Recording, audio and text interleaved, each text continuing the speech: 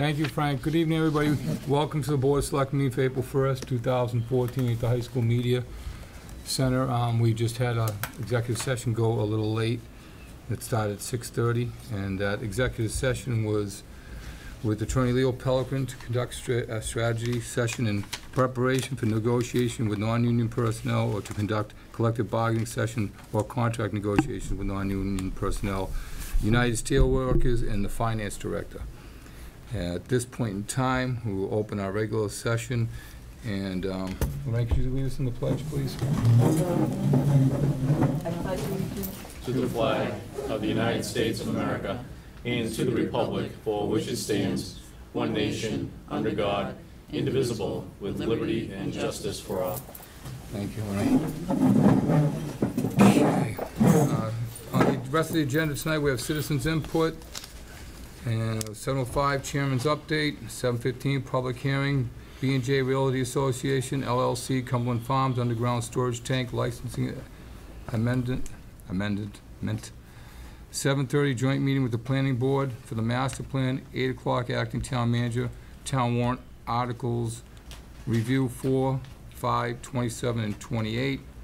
8:15, BOS with the Splitsville negotiations. 9 o'clock, executive session to go over executive session minutes. Anybody here for citizens input tonight?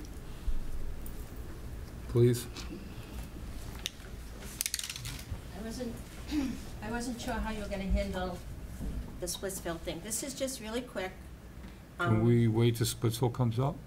Well, it's on the agenda. Well, are you going to let people talk? Yeah. Oh, okay. I wasn't sure. Okay. I'll wait. Sure. Okay. Okay. Before we go any further tonight, Boston Fire Department and obviously Commonwealth had a great loss this week with Lieutenant Ed Walsh and firefighter Michael Kennedy. If we could take a minute and send a moment of silence out to their family and their friends and the people in Boston and the fire department for their loss. Thank you.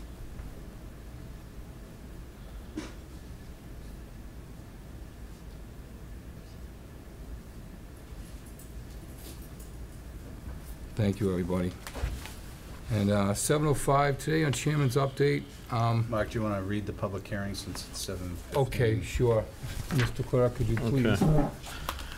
The Board of Selectmen, acting as the local licensing authority pursuant to Mass General Laws, Chapter 148, and amendments thereto, will conduct a public hearing on Tuesday, April 1st, 2014, at 7:15 p.m.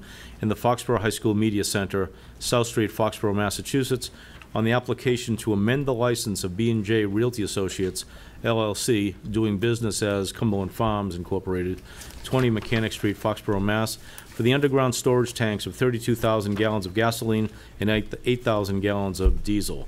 Anyone wishing to be heard is invited to attend the Board of Selectmen. Thank you, John. Okay. So if you want to suspend, you can go back. Yeah, we're going to go back. I got an update last week when I was at the Child Safety Committee meeting from Detective Tim O'Leary that the file for Bill Sheehan dating back to 1964 was found. It was located while they were moving approximately 18 boxes of old file boxes, I don't know exactly what you call them, from when they had relocated to the new station. I do not know what's in that file. I have not seen it. I know they have it. And I said I was going to make that public knowledge tonight. Is there anything else I should add to that, Bob? No, I don't think so. I think they're reviewing the information, and when they know more, we'll know more. And once again, it's if any of the media wants to talk to somebody, I don't know anything about what's in that file. I just was going to suppress the fact that it was found. So that's about it on that subject. All right. Okay, all those from Cumberland Farms, anybody here want to come up to the table, please? Welcome. Your name for the record, please. Good evening, board members. Matt Leidner with Civil Design Group. That's Leidner. It always helps if you have a card to hand to the... I will hand you a card you could, for all when your I'm done. Absolutely. Great, thank you. No problem. Here on behalf of Cumberland Farms, relative to their site at 20 Mechanic Street, We are proposing to redevelop that site with another Cumberland Farms building, so essentially raise the entire site, take the building down, the gas pumps, the gas tanks, all the pavement, and essentially start fresh with a new site, but it will be another Cumberland Farms. And as part of that project, the existing underground storage tanks that are there will be removed, and then new double wall fiberglass, basically state-of-the-art tanks will be installed. So we're here before you tonight requesting an amendment to the existing license to allow for those new tanks to be installed. Is your gallon capacity going to increase with these The gallon tanks? capacity is going to increase. The existing license is for 30,000 gallons. They actually have 24,000 in the ground right now, so they don't actually have what the license is for. They have less in it. We're applying for two 20,000-gallon tanks, so 40,000 total, which is really industry standard now. They're compartmentalized tanks, so each tank has a 12,000-gallon compartment and then an 8,000-gallon compartment. The two 12,000-gallon compartments, the one in each tank, hold the regular gasoline. Then one of the 8,000-gallon compartments holds the premium, and the other 8,000 holds diesel. So it's 40,000 total gallons that we're requesting. The project required site plan approval through the planning board, which we've received, special permit and some variances through the ZBA, which we've received. It's on septic. We've received Board of Health approval. We're here to request the amendment to the license, and then we're ready to move forward and pull a building permit at that point. I know, I noticed you contacted a lot of abutters. Was there any feedback from the abutters? No, and that reminds me of the green cards Yeah, here. I'll take those Okay. on. The only feedback we got during any of those hearing processes was during the ZBA hearing. The abutter immediately to our north is a multifamily residence. The owners of that, I believe they rented out, but the owners of the house came, and they were actually very supportive of the project. The only concern they had was we had originally had located or proposed to locate the tanks on that side of the property, the side closer to their house. They requested that we move them over to the other side, which is closer just to railroad tracks. There's no house on that side.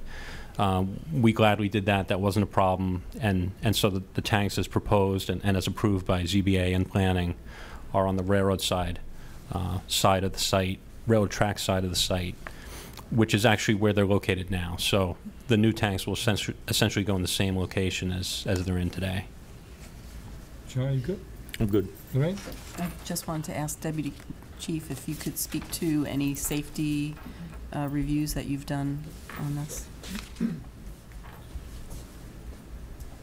With the project thus far, all the Cumberland Farms people have been coordinating with the fire department regularly, and anytime old tanks come out of the ground, that's a plus for everybody. The current tanks have been in there since 1987, so we're excited about them coming out and the new ones going in. So we support the project. They will be having what they call a licensed site professional do the overseeing of the removal of the old ones, and we've worked with those people before, so I don't anticipate any issues with Is it LaMountain the Brothers? projects. Who's the company doing the construction? Is LaMountain Brothers or? I don't think they've selected a contractor yet for this Okay. project. So It's, you're sort of a just an amendment. So I mean, we're very supportive of the project. You good? Rick? Thanks. Thank you. James? Yeah, and I actually looked at the site plan, and I was happy to see the monitoring wells go in, and it seems like the neighbors are happy. It's going to be an upgrade of the site, and anytime you take the old 80s tanks and put the double wall fiberglass, you're meeting all the CMR regulations, so I wish you well. I think it's going to be a nice improvement. Thank you. Judy? The neighbors are happy, Plainville's happy, fire department's happy. I'm happy. Thank you. Good luck. Thanks. I actually worked in that first building back in 1987. There's a public hearing. Anybody wish to be heard in this matter? Seeing none, John? Okay, I move that the Board of Selectmen amend Oh, sorry, you want to close it? I move that the Board of Selectmen close jumping the the gun public again. hearing. Second. Yeah. And you want to do more discussion? All those in favor? Aye. Okay, All right. John, now it's your turn. Thank you very much. Board of Selectmen amend, One more. That's just a public hearing, now it's your vote. Oh, I got It excited. still confuses us, so. are we good? Yeah, Okay. go. I move that the Board of Selectmen amend the present license of B&J Realty Associates LLC doing business as Cumberland Farms to increase their gasoline capacity and diesel capacity to 32,000 gallons of gasoline and 8,000 gallons of diesel. Second. Discussion? All those in favor? Aye. Okay, good luck. When are you Thanks, Matt. thinking about breaking ground? I heard May 15th? Thank you. Yeah, we'd like to apply for building permit in the next few weeks. It's about 30 days for that, and so we're probably looking at, mid to late spring being the goal. So about 8 weeks, 10-week turnaround, or? Yeah, I'd say 10 to 12 weeks. They push it as fast as they can, so they Right, minimize their right. downtime. Okay, great. I'll grab a card, and I'll bring these and my card. Thank you. Thank you. Mark, we have a couple of minutes. I see Vicky Lowe in the audience, and Yep. she's here to speak on a couple of gift acceptance. Go to grant. action then. John, action items? Well, welcome, Vicky. Come on up. I'm gonna have to find this. I think it's the first one, right? First one's a Yep. gift acceptance, and then number 6 is a Council on Aging grant acceptance, so. Well, the first one is a really wonderful gift from a senior, but I really wanted to talk a little bit about the grant that I got from the Executive Office of Elder Affairs, because it's such a really exciting opportunity. There's a lot of support from our community partners. The seniors are really excited about it. So I'll just tell you about the grant. The grant is, it's a research project through the George Mason University and the National Councils on Aging in Washington. And we're one of 14 senior centers in the country to have this grant award. So the purpose of the study is to look at how small changes can help with healthy choices for seniors. So there's there are 8 core programs that are going to be presented. I've had tremendous support from the community, from Brigham and Women's Health Center, from the YMCA in Foxborough, from HESCO Elder Services, Community Visiting Nurses, Walgreens. So we have experts from all of those places coming in to do educational component for the first 8 weeks of the grant, and that's exclusively for the people that are the participant studies. We were allowed to have 25 to 35 people, and we are at maximum capacity. We have 35 people in the program. So the seniors are really excited about it and supportive about making healthy changes. Some of the topics are exercise and nutrition and medication management, communicating with your doctor, planning for the future, falls prevention. So it's a whole host of core programs that help people learn skills to be, to age. It's called the Aging Mastery Program is the name of the project. So I just thought that it's more than just accepting a grant. It's just something that's really a wonderful opportunity for the seniors and a great opportunity for the community partners too, to kind of shine through the whole process. So it's a 16-week program. The first 8 weeks are just for the study participants. Weeks 9 to 16 are kind of where we can have fun and make it exciting. We have the things that we do are complementary to the first 8 core programs. So for example, medication management that's going to be done by a pharmacist. The next segment in weeks 9 to 16, we're going to have the DA's office come and do a talk about safe drug disposal. And I've gotten a commitment from the New England Patriots and Patriot Place Merchants. At the end, we're going to do kind of a big wrap-up where the seniors can have little giveaways that they get from different stores, or we're trying to work on what that'll be, and then the final the grand finale is going to be at CBS Scene. So it's just a really exciting program, and I just thought it was worth telling you that it's more than just $5,500. It's, you know, a really great opportunity for the senior center, being one of 14 in the nation, and for the seniors to be able to participate in this, and, you know, they have a pre-test that they do and a post-test, and all of that work is studied so that the research people can try to figure out what worked and what didn't, and, you know, so I just wanted you to know about it.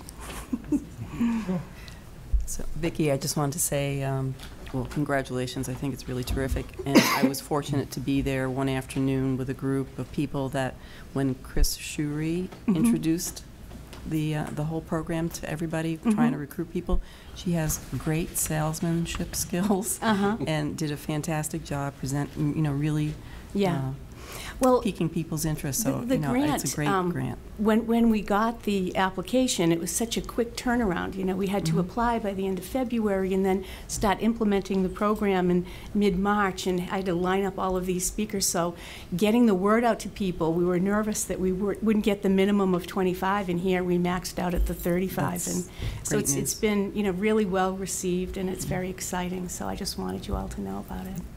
Congratulations. Thanks. Okay, do we need to accept it? You do, and I mean, I just want to give Vicki the opportunity because she came up, and so if you want to move on, you can at least know. We'll handle it now while she's here. Well, actually, Vicki, we'll do both. And we got one more for you, too, for 1 and 6, correct? Yep. So we're doing 6 right now. Yeah.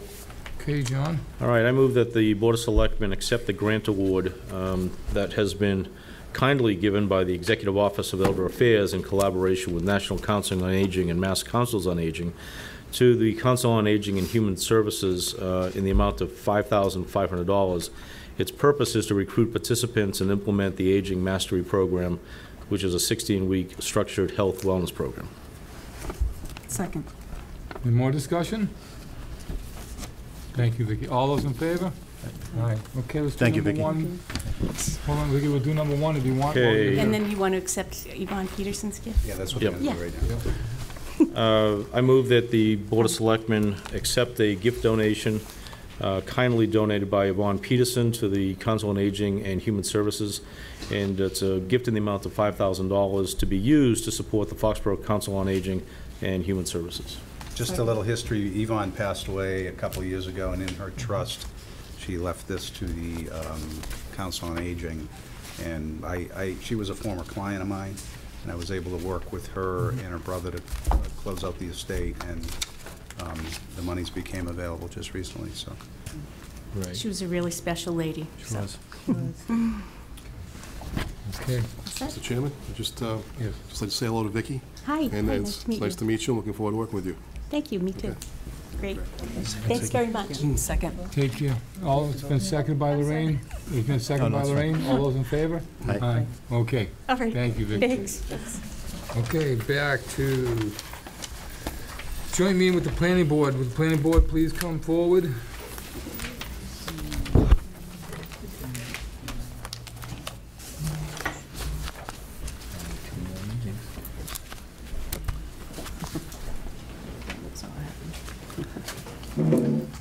Good evening. Good evening. Kevin, do you need to open up your meeting, or just because there's 2 of you, you don't need to? No, or- I don't think we do need to do. We just posted it in case. In case. Okay. Okay, great. Who'd like to start? You have party favors. I see. DVDs. Bearing gifts. Very good. Thank you. And there's a couple of extras.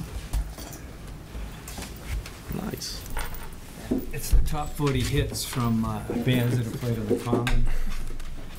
I use this in my Zumba class. Yeah. Would the media like one of these? Anybody from the media? Okay. Thank you. Okay. Bill, go ahead. As we chatted a few months ago, we wanted to come in front of the board to give you a piece of what we've worked on in the master plan. Our goal was to get this out while the data was still fresh. Particularly, it's the downtown section. As you know, we've been working on the master plan going on a couple of years now. We're slated to close out this portion of it for town meeting. And we wanted to get the pieces out as soon as possible. Like I said, particularly downtown, since there's some issues that you folks are going to be deciding in the upcoming months, and we wanted you to have this while it was fresh. We've said all along that the master plan is a working document, and our hope and wish is that future boards will actually do what we've intended it to be done, and that be a working document. And that's why the section we're talking about right now, the data is fresh, but will need to be addressed and changed depending on some choices that this board makes, meaning you, and the townspeople, whether they support your decisions by coming out to town meeting and voting some changes and stuff. And we have some examples of that. But Sharon is going to walk us through some of the process, and we'll bring up a couple of points, these examples. This is intended to be a 50,000-foot look at what we're doing, why we're doing it. And it's been a very interesting effort. We've had tremendous citizens' participation. We hope that that'll continue. We've had business participation. We've had people just driving through town that have taken the survey, and it's been designated on the survey that they were not residents. And so we're really excited about where we are at this point, as excited as you can be about planning stuff, which is sometimes is a real sleeper. But anyhow, Sharon, if you want to go. And Sharon has been the leader of this, as with a lot of projects in town, and under her tutelage and leadership, we've made it this far. Thank you, Bill. Also with us, of course, you all know Kevin Weinfeld, our fearless chairman. Oh, yeah. So with the board's assistance, we retained Kathy McCabe and her consultants to prepare the master plan. And Kathy's real forte is local economic development. One of her first jobs was running the Main Streets program in Boston, and she's very much on the ground, small scale, talk to the neighbors, talk to the local businesses. And she took very much the same approach here in Foxborough. A lot of the factors that she found that affect our town center affect many downtowns, small town downtowns. The internet has become people's shopping mall of choice, if you will. You know, people will sometimes pay a little bit more money for something if they can hit the post office, the bank, the CVS, and one other place. Convenience has become very important in people's lives, whether it's Foxborough or any other community. But she did find that there were some very unique features to our downtown.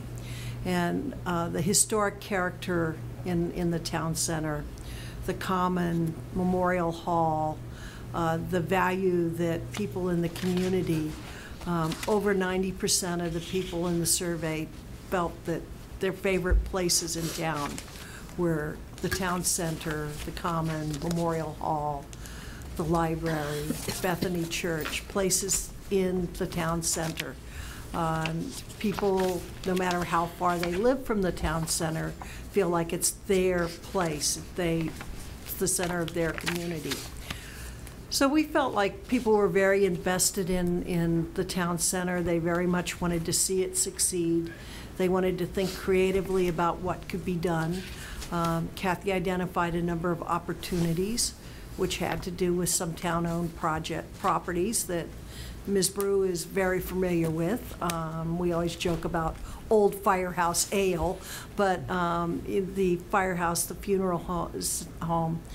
And one of the key things that Kathy did when she analyzed the business community downtown is that she was able to quantify the benefit of having the town hall in the town center. The employees of town hall support all the lunch places. We buy coffee downtown. We're in and out of CVS constantly. As consumers spending money, we're an important part of the economic component of what is downtown. And having town hall downtown is part of that convenience. You can go to the post office, you can go to town hall and drop off your tax bill or pick up your dog license or whatever it is.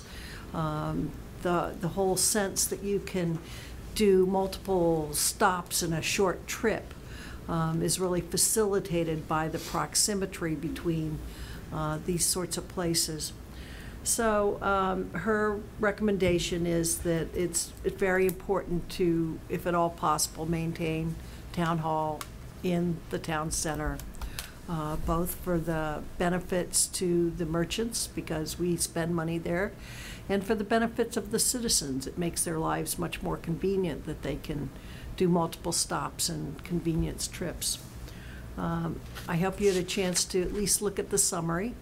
And if you have any questions, and I don't know if Kevin wants to add anything. Yeah, I just want to say a couple quick things. One is, you know, when the CVS came and took that spot, and this was way prior to this planning process, as a planning board, we were very encouraged that that was a decision that allowed the town center to remain vibrant, and that at the time they were just starting to build out Chestnut Green, and people were already saying, oh, that's going to be the new town center. And while it is an active place, it's not the town center. The town center still today is what it is. Another very interesting thing about some of the work that Kathy did was she interviewed students here in this building, high school students, to see what they liked about the town, what they thought about the town, how they'd like to see the town progress as they stay here and you know, start their own families. And predominantly, they also felt like the town center was an important part of their experience growing up in Foxborough. So it really cut across all age groups and the public versus business. So that's all I really wanted to add. Also, we gave you CDs rather than printed up. It is available on the town website, this particular portion. Because of the bulk of the file with the graphics and stuff, you got to load sections of it. But if you go to the town website, planning board section, there is a section called master plan. Folks at home can download this. And when you're looking at it, we'll hope that you'll look at, I just picked out an example. As we said, it's a snapshot of today, and this is what all of the surveys and participation from townsfolk have said. And as Sharon and Kevin has said about the downtown, with the town hall, the post office, whatever. And so that's what currently is here. Also, there's things that have led to suggested zoning articles, which will be going forward. We have some in this town meeting. We'll have some going forward in future town meetings. And that's come directly from what we've heard from folks. If they don't support these changes when it comes time to vote on it, and the town goes in a different direction, for example, if town hall were not to be built enough, we as a planning board are going to have to go back and revisit the section that talks about the post office and the town hall being downtown, and have to look at the downtown again and then say, well, that's no longer here. What is the next thing that folks are looking to do, and it will be acceptable to go forward as a community. I forgot to mention, the other boards have been very supportive of the process. We've had very good buy-in from all of the boards. We met extensively with water and sewer, and they actually stretched their sewer district because initially it didn't meet what we now currently know as the business district, and we wanted to make sure that if there was flow available, it would be within that district, and whatever change of use came in front of different boards, it would be possible to do it because it was within the sewer district. We wouldn't have to go slay 6 dragons and knock down 2 windmills to get it in the sewer district. So we really want to make sure that we thank all the boards for their participation as well. Right. Any questions from the board? Yeah, just one. You mentioned that, say for instance, town hall doesn't wind up in the center of town, that you could go back to the master plan and sort of, you know, tack and come up with a solution or another recommendation that would be hopefully as suitable. Well, town hall wasn't kept where it is. Yeah. That portion of the master plan is no longer valid because the reasons for keeping it there and the fact that it's no longer there, obviously need to be removed. So what is it the communities would be looking to do, and could be public hearing process, the surveys, so that's. So the master plan's, in essence, a guide, but it's not a dictate. Right. Right. Okay, and It's a if things policy. change, and things do change, then you can go back and give the town some more guidance. Yes. Okay. We need to- We very much wanted this particular go-through, because there have been other plans and studies done for the town for a variety of reasons, not to be a document that just got bound in a nice book and sat on the shelf. We really want it to be a living thing. We want it to be active. And as things change in different sections of town, and as the population changes and the business needs change, you know, you need to open it up and look at it and say, okay, this is how it is today, 15 years from now, or whatever the time frame is, and how are we living now? How will we adjust to make the way we live better? Just like the, if you think back to when the Sears Roebuck project was slated down on 140. So if the master plan existed then, this current master plan, and it talked about that project, and then the town decided at a town meeting that Route 1 was going to be our economic engine. So that changed that whole thought process. So if that were now, then we'd be looking at the master plan to adjust it to that. One of the sections that we have yet to do is Route 1, and as we were doing the signed bylaw review, which Lorraine is painfully aware of, Thank God. what came- Sharon's and leading Sharon, that one. oh yeah, Sharon's well, leading Sharon's that involved one. in everything, so Yeah. it's like, actually, she's looking for a tax abatement in Walpole because she's in our town hall so much. But one of the things we found with that was, it was an eye-opener that our master plan process for Route 1 is far more involved than just seeing, do we stretch the economic overlay district? Do we eliminate the S1 thing? Do we just tweak that? So that was, for us, that was an eye-opener, that we have a lot of work to do just to address that area. I gotta say, I mean, we probably don't say it enough, but I mean, you two in particular, and you, Sharon, do a tremendous job at the planning board level, and a lot of us, some of us had gone to those master plan sessions, and I like the fact that you're saying it's fluid, it's always changing. There's things that are kind of set in concrete that I saw, you know, the common, the state forest, the Route 1, you know, the economic engines. 2 years ago, the biggest buzz, you would think it was a casino, but even before that, it was the power outages. And a lot of the businesses says, we want to make sure we, you know, our number one priority is having power. Yeah. You know, if you ask them today, it's probably something else, and next year it's going to be something else. You have your hands in a lot of the stuff before it comes to us in the master plan. You can kind of guide it.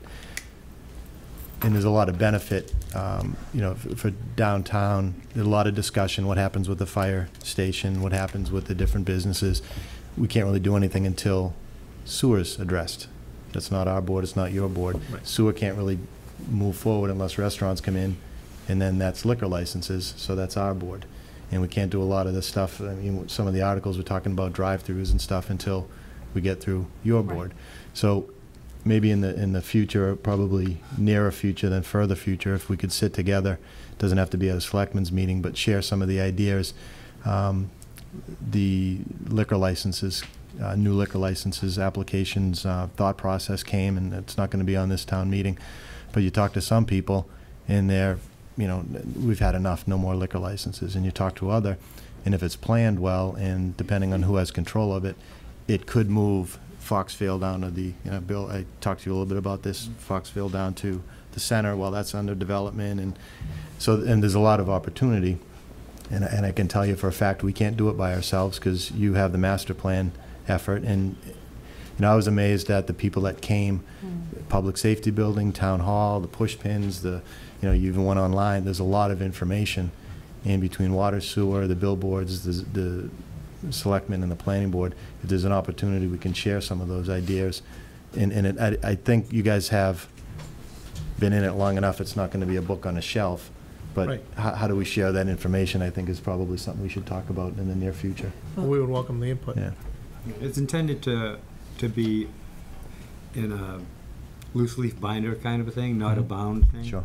And part of our contract with our consultant was, they had to give it to us in an edible, as opposed to eatable, fashion, so that we can tweak things, update them as necessary, without having to bring a whole team in. We'll be able to do it within the confines of town hall. So we're at a certain point with this. The town meeting voted, it was either 35 or 40,000 to do a master plan. Are we at the end of that, or are we? It was. I think it was actually. Yeah, it was more than that. Well, but are we at the end of that? was $125,000. Yeah. And that funded 2/3 of the work. Last town meeting, we went back for $56,500 to finish it, which will go back out for public process. This middle phase has been doing a lot of homework, doing a lot of studies, being very thoughtful about how transportation impacts the environment, how sewer and water impacts economic development, kind of not thinking of all the chapters as silos, but as intersections, and thinking a lot about opportunities. So now we're at the point of saying, this is what it is now. What is the future we as a community would like to see, and how do we get there? What do we need to do to make that future happen? And we want to go out for more public input.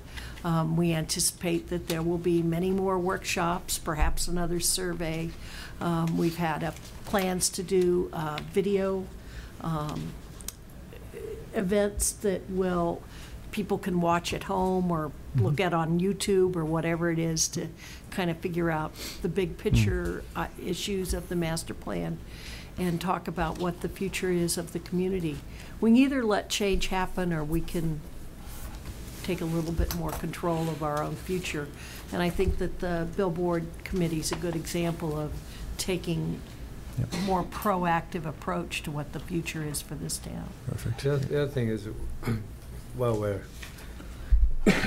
we all like to think we've done a great job, we actually, have made surprise mistakes along the way. And one of the big ones we made initially, we talked about this. We were just going to do the downtown, and then our former town manager said, "Well, why don't you look at doing master plan?" And we said, well, now we're going to do downtown, we're now going to do Route 1. And so we decided to take his advice, and we combined those. Our mistake was we didn't step back and say, wait a minute, if we're going to do this part for X dollars and we combine and make it a bigger project, we really should have at that time said the money requested isn't going to, the project's that much bigger. Yeah.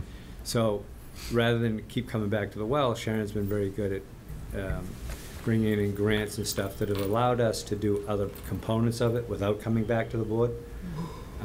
But we're now at a point where, in order to go forward, we're going to request this funding that we had been awarded previously, or granted, or authorized. We never used it. Yep. So it isn't new money we're looking for, it's a re-asking for the old. Okay.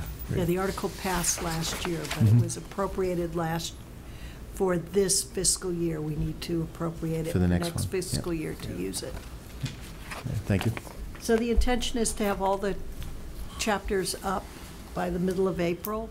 We're reviewing the next set of them. Those should be up by the end of the week. The economic development strategy for the town as a whole, the transportation section, and then there's a few final chapters, and all that'll be up. And if people have questions, please give us a call. We'll be glad to share what we know, print things out for you, give you a diskette, or whatever they can do to be part of the process at this point. Okay. Good. Any more questions? Okay. Thank you very much. Great job. Thank you all. Thank you. They want us to stay for... Sharon noticed that you've got a couple Some of articles, yep. Are you going to be looking for input from us? Probably. That's Okay. next. Well, we'll I find just a have a couple question. pieces. Is this something that could be put on cable? They put it on the website. It's a book. It's a book. Oh, okay, oh, so it's not a... It's not a movie. Oh, okay. Thank you. You gonna stick around, or we're doing that right now? Hey, Bob, you wanna do the warrant articles? Yeah, we 4/5/27/28. Randy to come forward. We have the operating budget. Last time we met, you supported the articles we talked about, but we need to go into the budget items a little bit more thoroughly, and Articles 27 and 28, which are bylaw amendments, but the planning board involved with those. So typically, the budget, which is Article 4, is recommended by the manager, and then the board also makes their own recommendation. Randy will give you the run-through on that, but essentially, with the exception of a couple of items, the amounts requested by the departments are also the amount recommended by myself. I know there were a couple of spots. The planning was one where it actually, the request is what we recommended, but they initially were looking for a full-time position. 25 hours. 25 hours, and we backed that down to 19, is that correct? Yes. So that was the difference there, and that was done in consultation with Sharon, the planning board director. The other one was the Council on Aging. They requested a 19-hour position. We are recommending a 10-hour.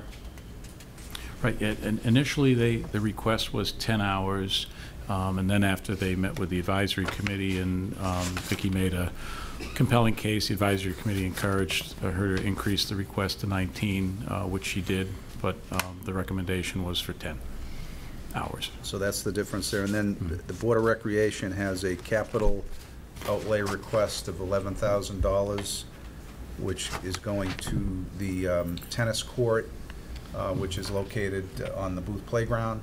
Last year they did the fencing. This year they're looking to resurface the tennis court. Last year the Board of Recreation paid for the fencing out of the revolving fund. And so they made the request to us to recommend that the monies come from the general fund to do the repair. And we, in consultation with them, thought that that was a proper request since they paid for the fencing out of the revolving fund, especially since it's not just used by the Board of Recreation. In fact, it's only used by them on a limited basis during the summer and the camp time, but the rest of the year it's open to the public. So those are the highlights on the budget. I don't know if you had any particular questions, but all the other items are as requested. Jimmy, any questions? I think Randy had a comment. I got the latest round of about 4 updates to the operating budget over the last day, and I did send something out later this afternoon, so I do have fresh copies of all the latest changes. There were 4 changes that were made. I apologize, but they came in late. So we can scrap this one? Yeah, if you'd like. Yeah. All my notes are Randy, did your email summarize the changes? Yes. Are you going to do it? Yep, email summarized it. I'm happy to cover that. Could you, yeah, because I was traveling when I Yep. came in on the phone. Again, I apologize for the lack of timeliness on that, but that's just the way that the changes came in. So you have several documents there. One is the 3 single summary pages, executive summary for the general fund, the summary for all the departmental requests on 1 page, the detailed revenue forecast, and then there's the warrant article behind that, as well as the updated capital article. There was a minor change there. The changes that came in over the last couple of days were the following. The Southeastern Regional School Assessment was reduced by $5,997 based on the latest budget that is being proposed by the superintendent and is expected to be approved by the school committee on April 8th. So that's a reduction to Department 390. And then we got some good news from Lou Paredes from Maya, our rep, with regards to our health insurance program. And we had assumed a 7% premium increase for this year. And he's telling me at this point that it's safe to go with a 5.4% increase as opposed to 7%. And so that resulted in a reduction of $61,279 to Department 915. Just a footnote on that one, if it weren't for the Affordable Health Care Act required funding items for certain programs to be managed by the federal government, our rate would have increased closer to something like 2%. So there's about 3 to 4% that's going to the federal government as a result of funding some of these affordable health care provisions. The other item was on snow and ice, our snow and ice deficit, based on the latest update just over the last couple of weeks. I've had to increase our contingency number that comes off the top of FY15 taxes by $47,300. That should be a pretty good number. Should be within about 5,000 or so of the number. And then the library confirmed that $20,000 to fund their Sunday hours pilot for next year would be funded from library gift funds. And that is the sum and substance of all the changes that you see on the operating budget, and it leaves us at this point in time with a cushion of about $135,000 without any state aid being finalized. Randy and I talked for about 45 minutes on this today, and one item that jumped out was there's a 16.6% increase in our retirement, pensions and retirement account. And Randy, he gave me a great explanation, but just so that everyone hears the same explanation about what's happening this year and what's going to happen in future years. Sure. Norfolk County is taking a more aggressive approach to the funding of the unfunded pension liability. Foxborough is one of several communities that participates with Norfolk County, and in the past, our assessment had been about 17.6% of pensionable salaries, and that's gone up by a full 2% for next year based on their latest actuarial update of the unfunded liability, and they're pulling in of the date slightly of when they would like to be fully funded. So rather than 17.6%, we're funding now at about 19.6% of salary. That's expected to increase based on the latest actuarial study released by their actuary. Probably is going to be over 20% next year, go as high as 21% before it starts to cycle down.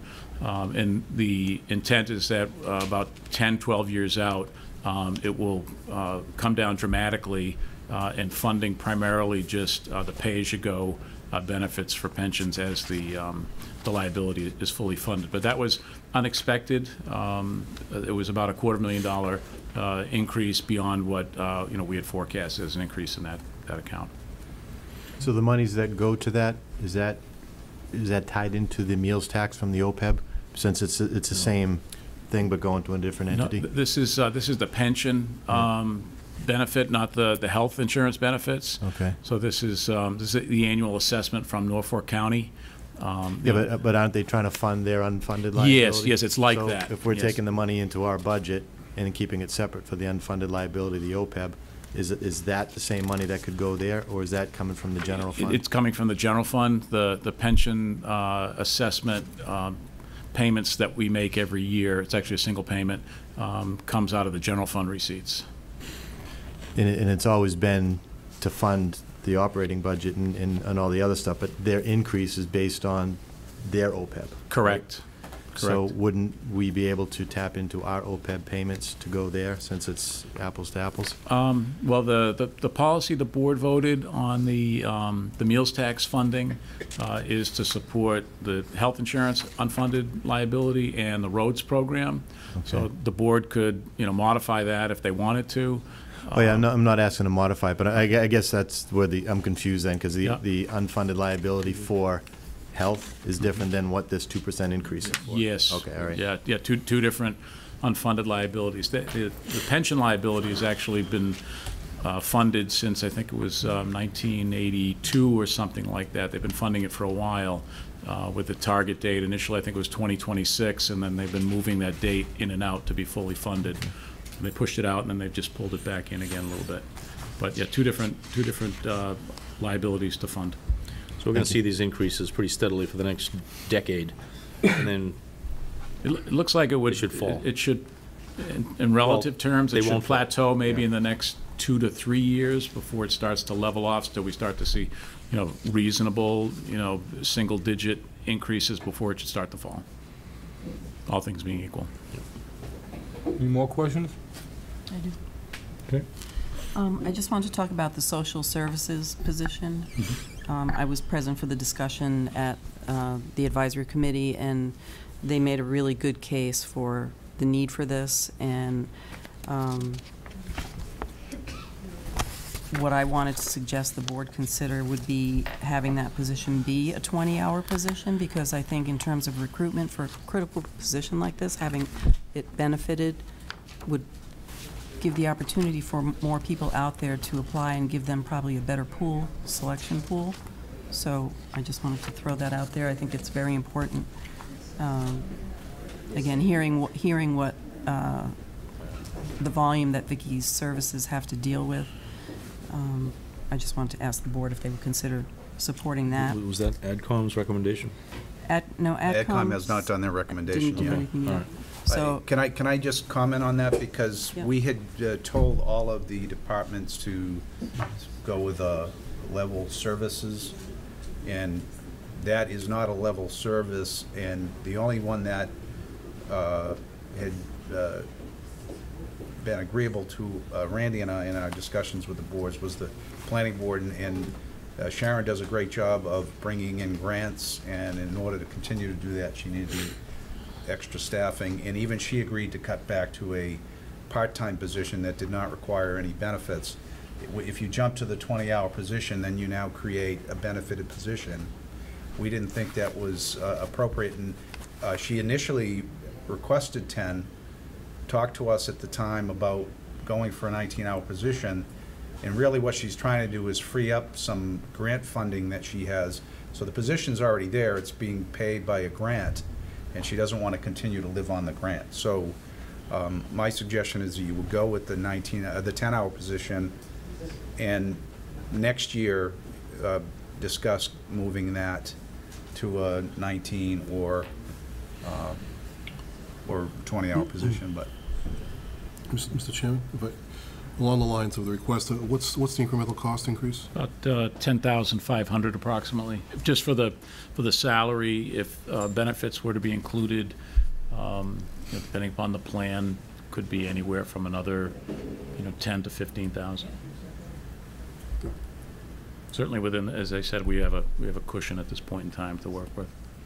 Again, I think just based on the story that Vicki told, I think it's a really important service that they're providing, and certainly needs beefing up. So that was one thing I wanted the board to consider. Another thing, as part of that same discussion, for the recreation capital outlay request for $11,000, they have a revolving account with a significant balance in it that where the need for social services was identified, to have this $11,000 come out of their existing revolving account balance was one way to offset the expenses associated with that increase that I'm requesting for consideration for 20 hours. Just a general question, and I'm glad Planning Board is here. The request for 19 hours, the Planning Department does such great work, and again, I don't want to sound like I'm spending money like crazy here, but it just seems like Sharon is always working on a project that brings in more and more funds to the town to make other things happen. So, the work is being... We met with Mr. Cutler and Mr. Scollins and understood the need and feel that we can live with the 19 hours. We were given the flexibility that between the two positions, the board administrator and the assistant planner, one could be 25 hours and one could be 19 hours. And we felt if worse came to worse, that would address pressing needs. So we're desperate for any help. We feel that we can live with the proposed 19 hours, and we're grateful for the support that we're getting. So thank you. You're welcome. I think there should be a full-time position there, is what I'm saying. You know, that's all well and good, and, you know, there were a lot of departments that could justify a full-time position, and I didn't think, you know, under the circumstances where we were in transition, that it would make sense to address any at this time until the new town manager was in and had the ability to review every department, and to single one department over another, I think, is unfair to those other departments. So I'm asking you to go with the recommended amount, and I would not address a budgetary item, an expense item like $11,000 to pay off a salary amount. I just would not. I would not do that. And the reason why we did that budget item, the $11,000, is because there's been an attempt to make the Board of Recreation self-sufficient, and they're getting very close. But when you take more monies away from them, you're making it more difficult to make them self-sufficient. So that's why we thought it would be a good opportunity for the town to contribute towards the cost of renovating that facility. Can we, before we move any further, does anybody have a flavor for what Lorraine's talking about? So we're not just... Yeah, I think if the, you know, the charge was level service, and to pull one department out and not hearing all the other departments, that I think that's a precedence. I don't know if we want to start tonight, but taking capital expense for, you know, 11 for a tennis court and putting it into a recurring expense for salary, that may feel good this year, but we're going to be dealing with it next year. And where do we get that money from? Because that 11,000 might not be there next year. So I think it needs attention more on a permanent solution rather than just taking from the rec and putting it into a salary. And I don't think tonight, this has been discussed at the AdCom in length, I believe. So to put it at this table in a quick discussion doesn't make a lot of sense to me. Randy, what's the balance on that revolving account? Well, there are multiple special revenue funds that the Recreation Department has, and at any given point in time, the uncommitted amounts range anywhere from about $250,000 to $300,000. So, you know, I think, again, it just makes sense to me that that's the purpose of it, that it should come out of the revolving account, similar to how the schools use their revolving accounts for capital items. So that's my two recommendations. We got any support on the board for you.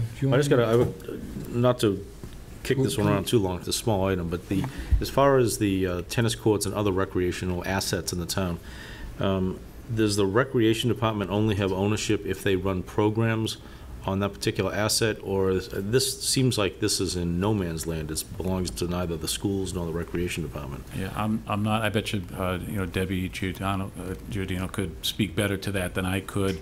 It does seem to be in a nowhere land situation. The tennis courts, I don't know that the IGO school claims it, or any other school or recreation department. I think what Debbie's explained is that it's not a revenue generating asset, you know, for them. They address the fencing issues for safety purposes. They made a compelling case that even though we're trying to move them away from being dependent upon the general fund, which they'd made, as Bob said, they made great progress. They did make a good case that since they paid approximately this amount to address the fencing and other issues, that given that they really don't depend on this asset for their programs, that they were looking for the town to kick in. But it's you can go either way on it. Good point, John. Okay. Ginny, anything to add? No. Okay, Jelaine, do you want to let this go? You want to continue? It doesn't seem like you have the support. I'm counting votes here. The social worker position is in the budget at 9 hours? Is it 10 hours. 10 hours. I'd like to make a motion to approve the budget with the social services position at 19 hours and the $11,000 from recreation out of their revolving fund. You keep it as two motions? Okay, so I'd like to... The first How one would you was do that? fine. Well, you want to amend the So, budget? amend the budget Yeah. for that sub-account? So the first motion, if you could repeat that, please. Right, okay, so I'd like to amend the Council on Aging budget to Salaries. incorporate, in the salaries line, to incorporate a 19-hour social worker position. Which is in the requested column. It's in the requested column, okay. Okay. Is there a second? Okay, don't have a second, all right. Okay, next motion? I'd like to move that the funding for the pavement of the tennis courts come out of the recreation revolving account and reduce the expense line by that amount. Is there a second? I'll second that. Discussion? Yes. Under discussion, I wasn't at the advisory committee, but I'd like to have Deb Giardino or a rec director explain it to us. What was the discussion at the AdCom? Was the AdCom in favor of that? They haven't voted on it, and they're going to be discussing it, I believe, tomorrow night. Randy and I will be in front of them, and we'll address it with the board. Because usually when the advisory committee listens, you have material in front of you, you have department heads explaining. So to work in a vacuum, because one board member wants to take it from a department, then I think it just opens up to have all the departments either come in here and explain why their department should or should not be made whole. I thought that discussion should be at the advisory committee, not at this table. Yeah, the only question that I have on this is, who is responsible for the asset? It's a town asset. It's a town asset. The and rec is it a board does not recreation have department? programs in there, other than maybe very minor, but In the town summer, the uses kids it. use it in the summer Okay, during the just camp. maybe that answers my question. Unless the recreation department has a program on that asset, they're not responsible for it. Is that the way the recreation department's charter reads? Yeah, I don't think it's that clear cut. No. I remember when the discussion came up a couple of years ago at the capital CIP on the tennis courts. It was the fencing, because it was a hazard, the fencing. The kids were getting under it. There was electricity, and I think they fixed it because it was a necessity and it was a quick fix. But I don't think they take ownership to maintain it and run it as their asset. They don't, and they agreed to do the fencing last year. So I think a little quid pro quo here. The town has some responsibility because it's a town asset, and it needs to be repaired. I think it is kind of a safety hazard in the condition that it's in. Okay. Maybe at some point we'll run into school assets, town assets, rec Well, it department seems assets, that and we could figure it out. continue this conversation for quite some time. I mean, there's no doubt about it. We don't have that kind of time. Yep. So, Should we take a vote? well, John get a seconded. motion, you get a second. All those in favor? Okay, sorry. It's fine. Can't win them all. All right, so that takes care of that whole Article 4 You now? need to make a motion for the selectmen recommendation. Just John? one more question, Randy, and I saw the email, but the snow budget that's addressed on this as well as a 77.7K? Yep, 47.7 thousand. That's impacts the revenues that are available to fund the FY15 budget, so it doesn't affect any particular line item here. The snow and ice budget stays intact. It's just how we'll fund this year's deficit. The amount that we have to plan for is going to be 47,700. But the snow's gone, Randy. Okay. But on March 14th, it was 77? Is that what? It was this is actually, reading? I just updated it over the last 2 days because there were some bills that were just paid in the last warrant. Okay. So it's current as of today. Okay, thank you. Mr. Chairman, does the board understand how that works, just so? Oh, yeah, oh, yeah. Okay, fair enough. Very well. Okay, I'll entertain a motion for Article 4. John? Okay, I move that the Board of Selectmen support the fiscal year 2015 operating budget mirroring the town manager recommendations. Second. All those in favor? Aye. 5-0. Aye. Article 5. Randy. Article 5, again, CIP budget. We had a meeting a few weeks ago with all the requests. Those are on Appendix A of the handout, correct? Yep, they're in the handout I just handed out. There's one revision, no revision to any amounts or any requests. There's just a revision to one of the funding sources, and that's, you'll see that on Appendix A, associated with the Historical Commission's request to do renovations at Memorial Hall. Initially, in the first draft of this Appendix A, we showed 50% of the funding coming from free cash and 50% of the funding coming from grants. As Sharon and Jennifer Savickas from the Historical Commission, have jointly applied for a grant for this project for $175,000 or matching funds.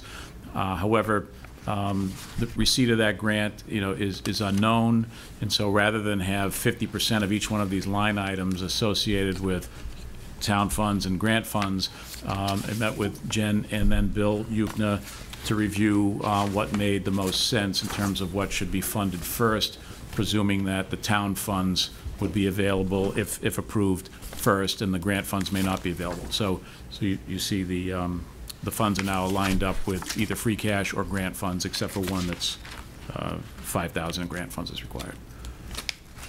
Other than that, everything else is intact the way you've seen Any it. questions from the board? I'll entertain a motion. Okay, I move that the Board of Selectmen approve Article 5, the CIP budget, as proposed. Second. Any discussion? All's in favor? Aye. Okay. Thank you. 27. 27, Roger Hill is here to weigh in, and I believe the planning board would like to weigh in on this item as well. Thank you, Randy. Thank you. I appreciate Randy's efforts as he does every year with the budget. A great job. I sent out a memo to the board on this. I don't want to read the whole memo because it's quite lengthy, but Okay. in researching this article, I looked up the original vote that was taken to create the scenic roads in Foxborough. That article is pretty clear. What it says is basically, after a road has been designated as a scenic road, any repair, maintenance, reconstruction, or paving work done with respect to it that involves the cutting of trees or the moving of walls or the alteration of walls that are within the right-of-way requires the approval of the planning board and a public hearing and notification of abutters within 100 feet of the area, and then is voted up or down by the planning board. I don't have any problem with the scenic roads article as it applies to scenic roads, but it only affects a couple of entities on the public right-of-way. It affects the town, and it affects National Grid or whoever else is responsible for the power lines that go overhead that are interfered with by trees that may be on the public right-of-way. So I looked at all the streets that were listed in the article, and I wrote a little blurb on each of them.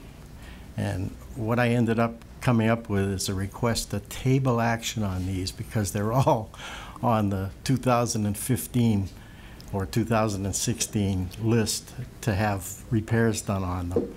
And I prefer not to have to go through the hearings and the planning board to be able to do the repairs that are necessary to take care of those roads. I would urge the Board of Selectmen to look at those roads also and make your own determination. I gave details on each of them. And the other thing I'm concerned about is the amendments, and I'd like the board to pay careful attention to the amendments and how they affect work that the town does. Other than that, I have no problem with making scenic roads a part of this article, as long as they, fall within the four corners of a scenic road. That's Article 27, the way I see it. And I'll wait to hear from everybody else on, if you want, I can go to 28, or if not, we'll stop with 27. I'll take any 27 right questions now. you might have.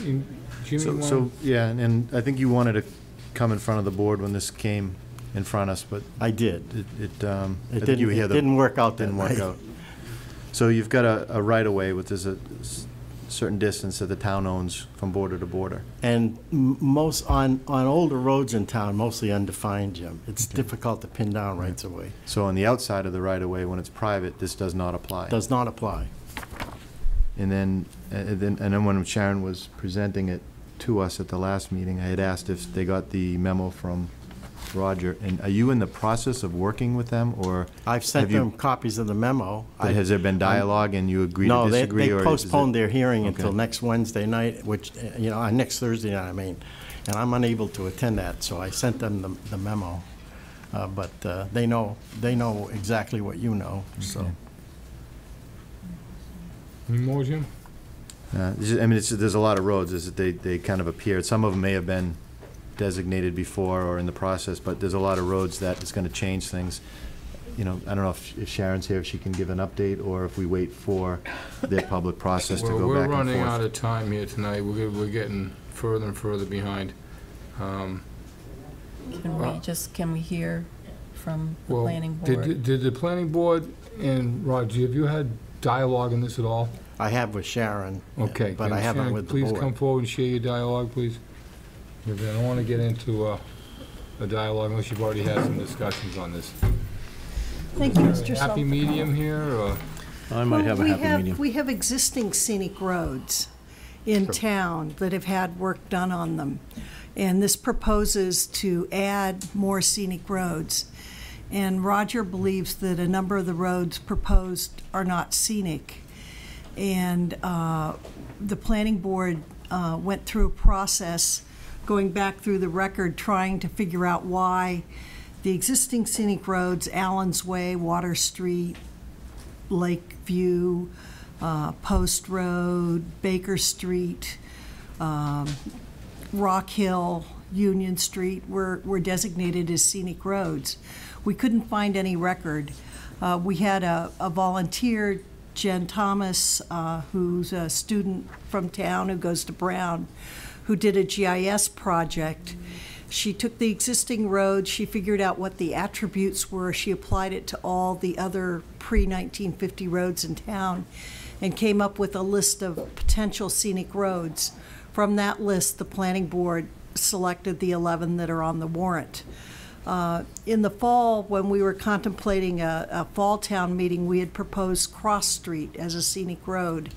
And what the board did was send an explanatory letter and a postcard to everyone who lived on Cross Street, asking them if they were in favor, against, or didn't know, had no opinion about the scenic road. 22 of the 25 people who lived on Cross Street supported the designation as a scenic road. We followed that process and sent out nearly 400 letters to all the people that lived on the nominated streets. The planning board's position is they will not propose a road for scenic road designation unless the residents support that. So we haven't heard back from everybody as to whether or not they want to be a scenic road. But I think to Roger's point, that you're handcuffing him for his ability to work on the roads. Well, Cross Street I don't object to. Okay. And I'm only asking for tabling action on these roads until we get the work done on them. Okay. Roger, do you intend to widen any streets? You intend to cut No, trees down? but- In other words, could you live with the spirit of this bylaw, Well, just foregoing the public hearing process? let's take an existing scenic road that's so designated, and it's Pond Street. And I'm sure anybody who's driven down Pond Street knows the pavement's 16 and a half feet wide there to 17 feet. And there are areas where there are walls very close to the right-of-way, and there are times when those I'm walls... sorry, not Pond Street. Pond Street's an existing scenic road. No, it isn't. Oh, it isn't? No. Well, let's take Mill Street then. Is that an existing? You already repaved it Yeah. without a hearing. Yeah, but that's not what it's about. I didn't touch. Should you guys go have some dialogue and come back in front of the board about this? 'Cause Certainly. Well, I'm not going to change my position. Well, that's all right. Well, you're gonna have to come back, and you can come back. But I'll be happy to come back. I think it's sorry. best that you guys have a discussion off. I'm only asking to table. I'm not asking to Well, I mean, put them away. Table it till after the town meeting, you mean? Or No, to till- table it till after he's done the work. Yeah, when I get the work done on these, we'll be done. We'll be out of there. You're West not gonna- Street, But you're not going to get the work done by May. West Street's a two-year Right. project. No, he wants to rebuild the roads and then designate them as scenic. Yeah, so I'm saying table it until after. yeah. I'm not gonna widen them. I'm just gonna stick within the existing pavement. But sometimes you hit a wall, you have to take a tree out. I mean, that's the way it is. Yeah. Mr. Chairman? Yes, sir. The planning board would respectfully ask you not to vote on this evening. We haven't had our public hearings. Right. As always is the case, we would take Mr. Hill's input. It would be part of the record.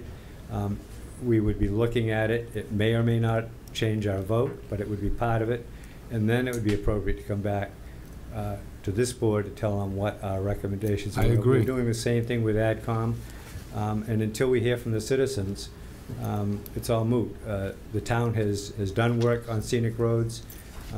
You know, we were gonna get into discussion on trees. This used to be a tree town. For years, it was heralded as a tree city. There used to be, and we're still required to be public hearings before shade trees are cut down. We don't do any of that.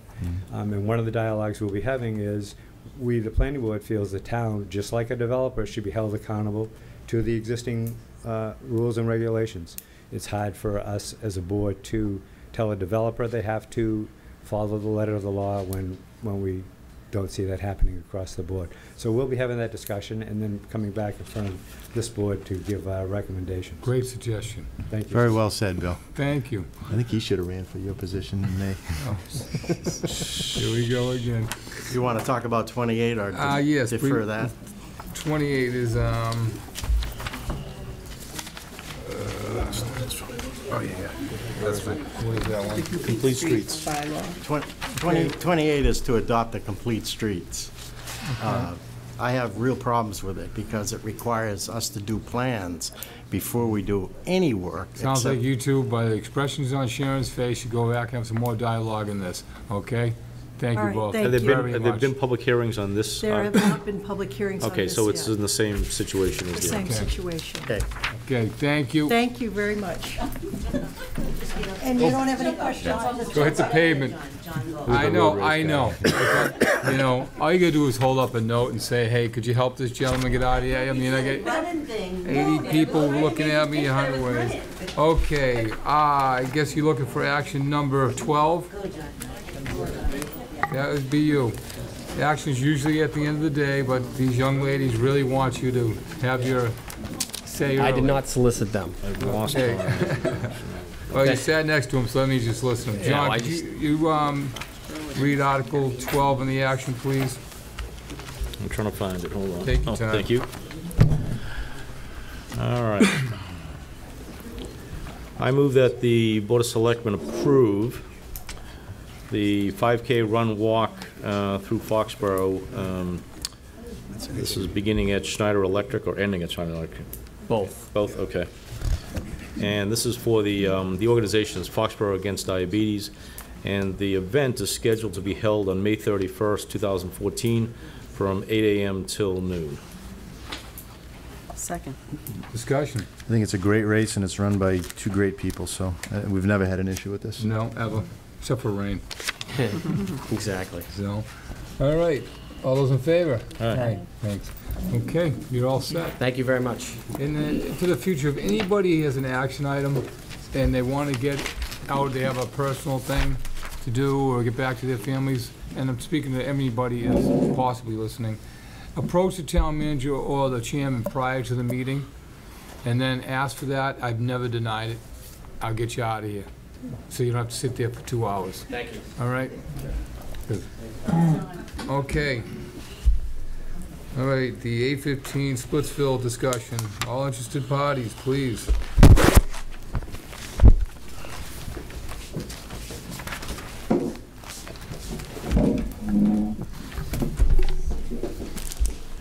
Good evening. Good evening.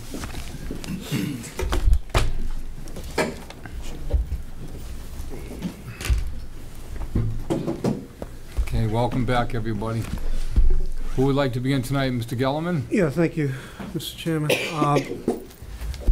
As the board, we're in late today, we have reached a final form of a settlement agreement to propose to the board.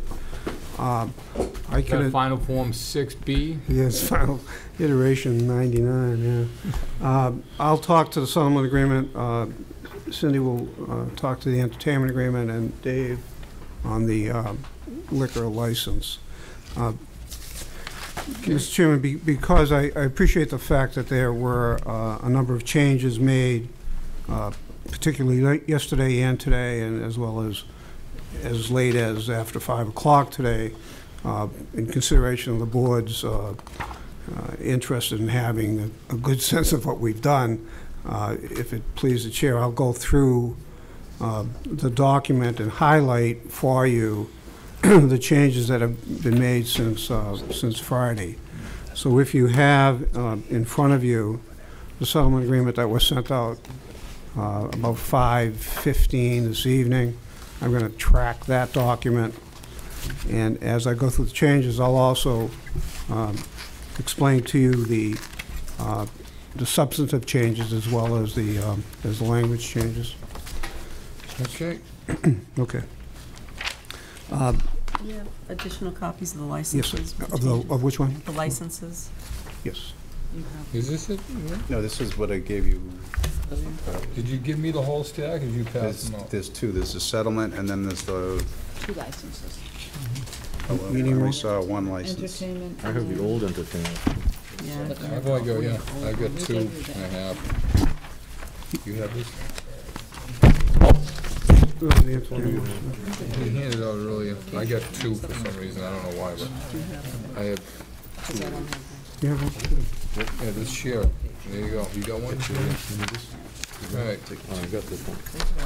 Okay. All right, so, I so think we got it. Okay, and in the interest of time, I'm going to just skip over really purely textual changes. For example, the second line, we've defined the town of Foxborough as the town. Things like that, I suspect, are of no particular concern to anybody. On page 1, we've just added the phrase that the town has determined that the addition of the Splitsville premises will increase the number of details required by the police. Directing your attention to the police substation paragraph 1, page 2. There is a memorandum of equipment to be housed at the substation. The chief will be completing that exhibit. There's 4 exhibits referenced in the agreement. One of those is just the equipment in the substation. That document's not done. However, Exhibit 1A, which is a plan of the substation itself, is done and is appended to the agreement sent to you today. The way the substation is going to work is that the town will just do the normal maintenance. You know, it won't put your feet up on the desk. You'll throw away the chewing gum. But other than that, the other change is that NPP will provide janitorial services and will do all of the maintenance and replacement other than of the equipment. And under the agreement the chief worked out, the equipment, once it's purchased and put in place by NPP, will become the town's property, and we'll have the responsibility to maintain and repair that equipment. Can I ask a question about that? It just strikes me that, you know, that's part of the whole operation of the substation, and so for the town to be responsible for the maintenance of that, that's an additional cost that we never had historically. So I didn't have the opportunity to speak to the chief about that, but it's just Well, a the question chief, I have. yeah, Lorraine, I think the chief can talk to that better than I, but my understanding is that that is the practice that we've been following. Where we don't have another substation. No, at any location where we have police, we maintain our own equipment. That's my understanding, but the chief is here, and maybe when... Ed, would you please come up? Sounds like you're going to be summed here many times. Ed, I just wanted to get an idea of what the ongoing costs for this type, you know, this version of the proposal would be. So say you have equipment of some sort that's going to have to be updated? Computers? Well, in terms of, telephone we lines? do have something very similar when we're running stadium events. We've had equipment purchased both by the stadium for events as well as equipment that's owned by the police department that we transition there. If the equipment breaks and can be repaired, we repair it as part of our operation because it's a policing. We haven't gone back to the craft group and said, oh, it's not working, you have to pay for it. They have paid for radio upgrades when we've had problems because it impacts not just the police department, but fire service and emergency medical service as well. And there's never been a dispute about them taking care of any equipment that is seen as critical to the operation from the point of the stadium. And I do not perceive that this issue would create a grave concern or a significant cost for our community. So the maintenance for your typical design up there is not a significant cost to the town? No, it's not. Okay. Thank you. Thank you, Ed. Dick, one real quick question. It says here that the substation may be relocated from time to time. Is this envisioned to be a modular structure? No.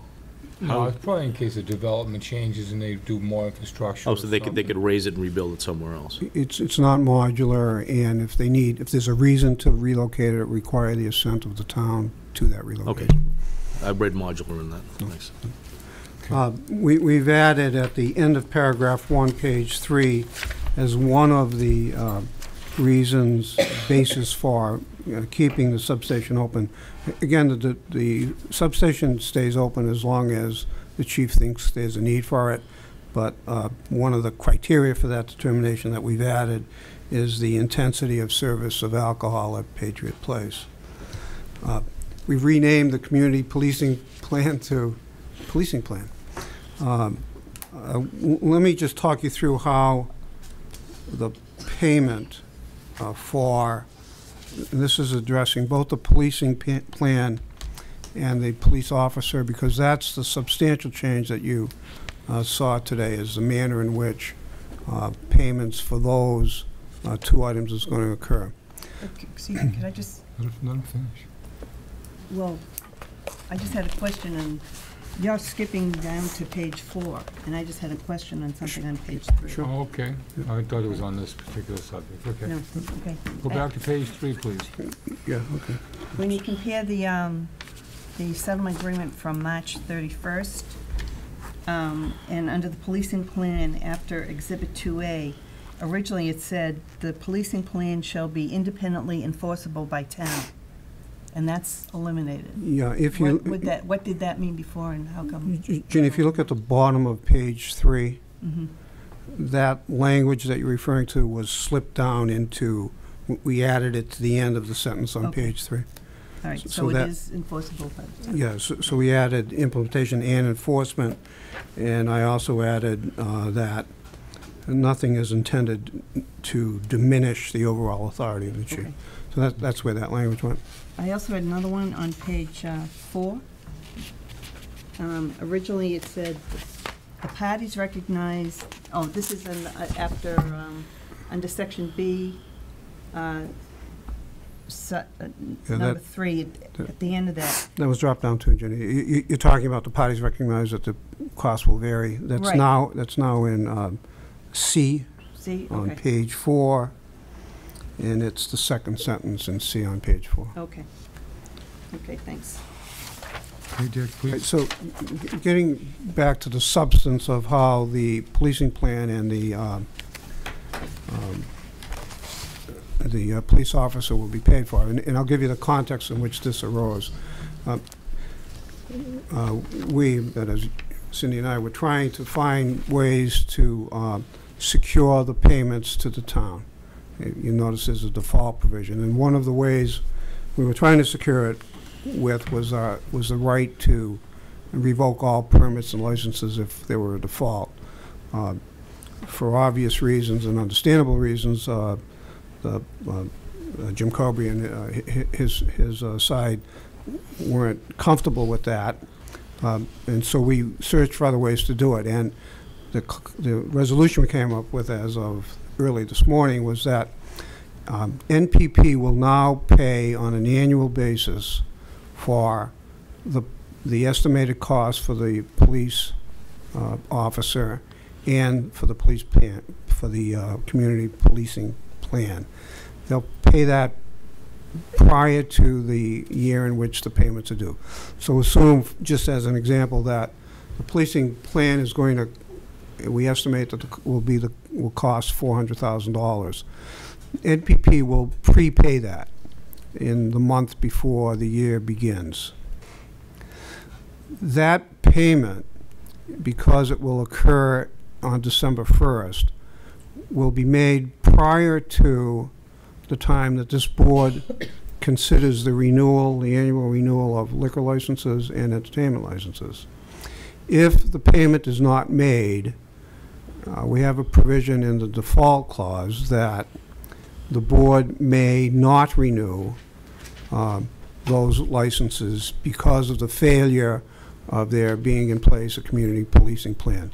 That is the method, and we think a strong one, of enforcement for the anticipated annual payments. Excuse me. There is a provision in the agreement that says, however, if NPP wants to go to an alternate payment schedule, that'll be monthly or quarterly, if acceptable to the finance director, they can do that. At that time, you would not have the authority to revoke or suspend existing licenses, okay? And so that hammer, if you will, would be lost, but what we've provided for is that if they do go to an alternative payment plan acceptable to Randy, then they will also give us a standby irrevocable letter of credit.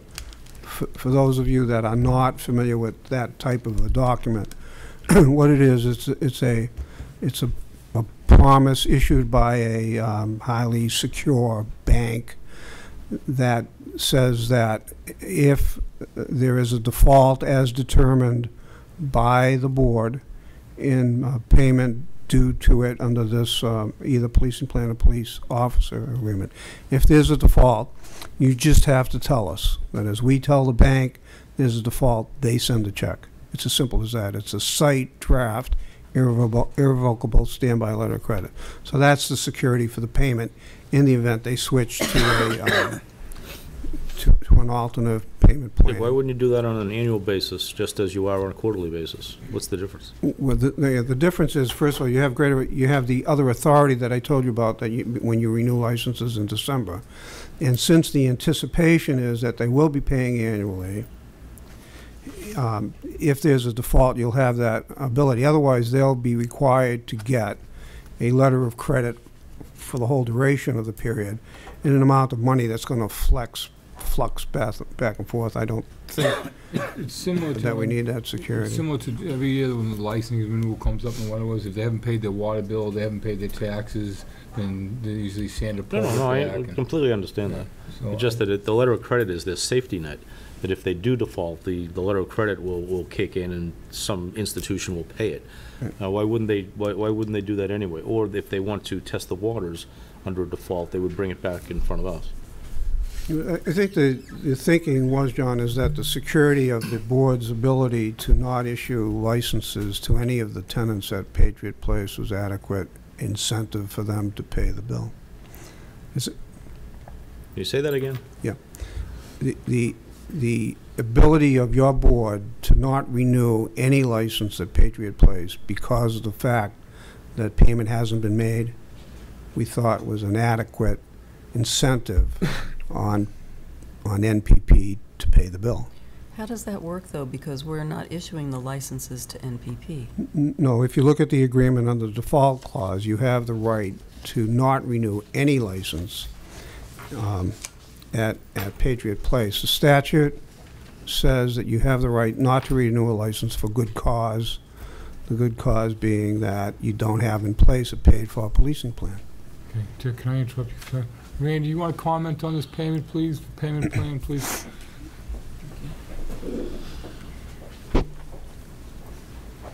Thank you. thank Dick and Cindy and Jim from the craft organization for working so hard on this. I support the plan as it's been put together. I think it's a pretty tight from my perspective. I feel good about it. Thank you. Any questions for Randy from the board? Okay. Thank you, Dick. Continue, please. Okay, thank you. So that affects both the payment plan and the security for the two flows of money that will be coming to the town, one for the police officer and the other for the policing plan.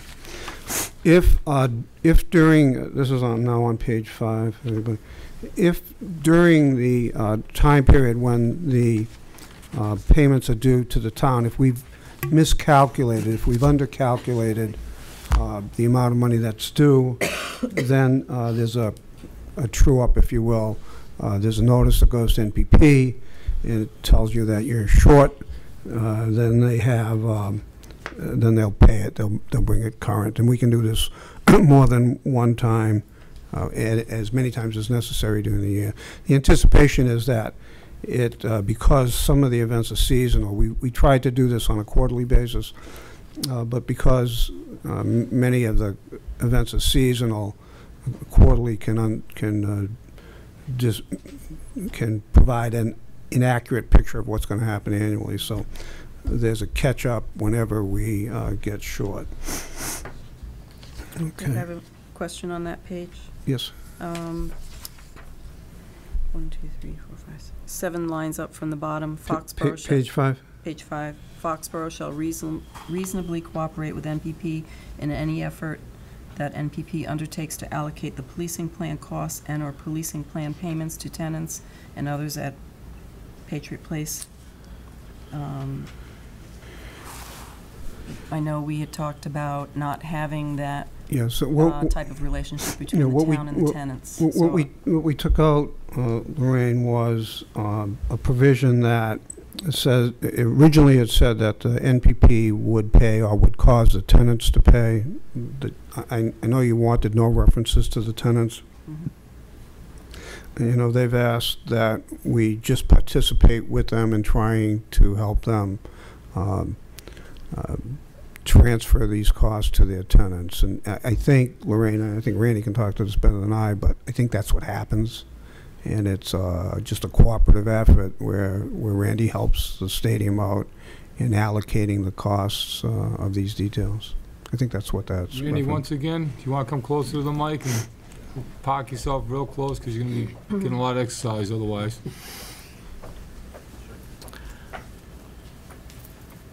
Are you satisfied? So, I guess I have a concern that the town is being put in the position of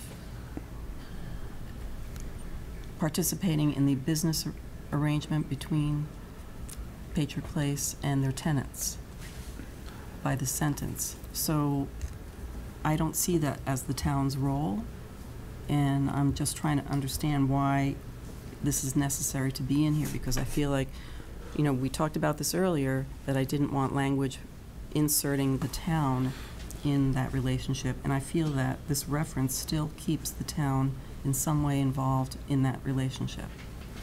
Lorraine, I think if Randy could explain to you what actually happens, you'll see that we're not really involved in their business. We're just helping them allocate their costs to tenants. But yeah, that's accurate. I mean, there are two types of costs. I mean, today the details are just billed directly to the venues, and they pay the town directly. But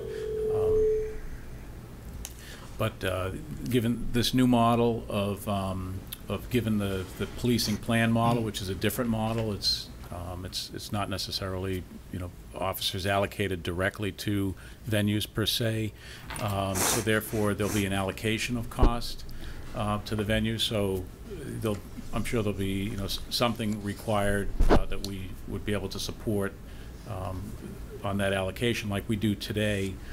There are payments today that the craft organization makes under the 2007 agreement, which we provide supporting documentation that allows them to, you know, show that it is a true cost of their business that they then allocate back. So We're really not doing anything directly with any of their tenants. We're just providing, I'm just providing supporting documentation that they may need from time to time So to that allocate their costs. Examples of that would be supporting documentation. Do you mean like where the detail officers are assigned to? Is that they would need the specifics of that? Is that? I don't know, because we haven't crossed that bridge yet about what would be required here. One example would be today, like the $140,000 annually. There's a, you know, that stipulation that's billed out to our tenants through a process with the town.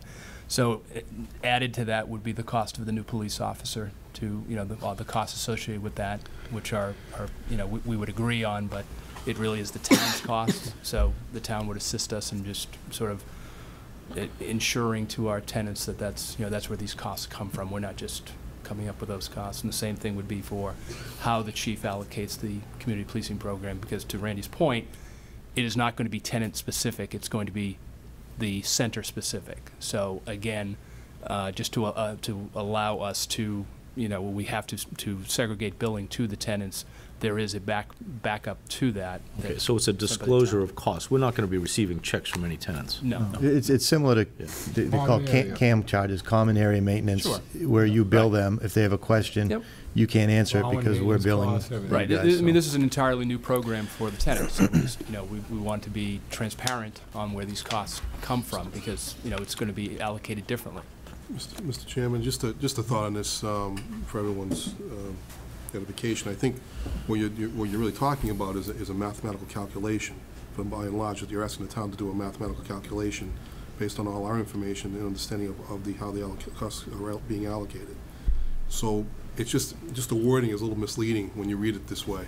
Mm-hmm. As I read it, it looks like we're actually getting involved and actually talking to the tenants about this. So I mean, one thought would be to say that in any effort that MBT undertakes to calculate the allocation of the policing plan costs.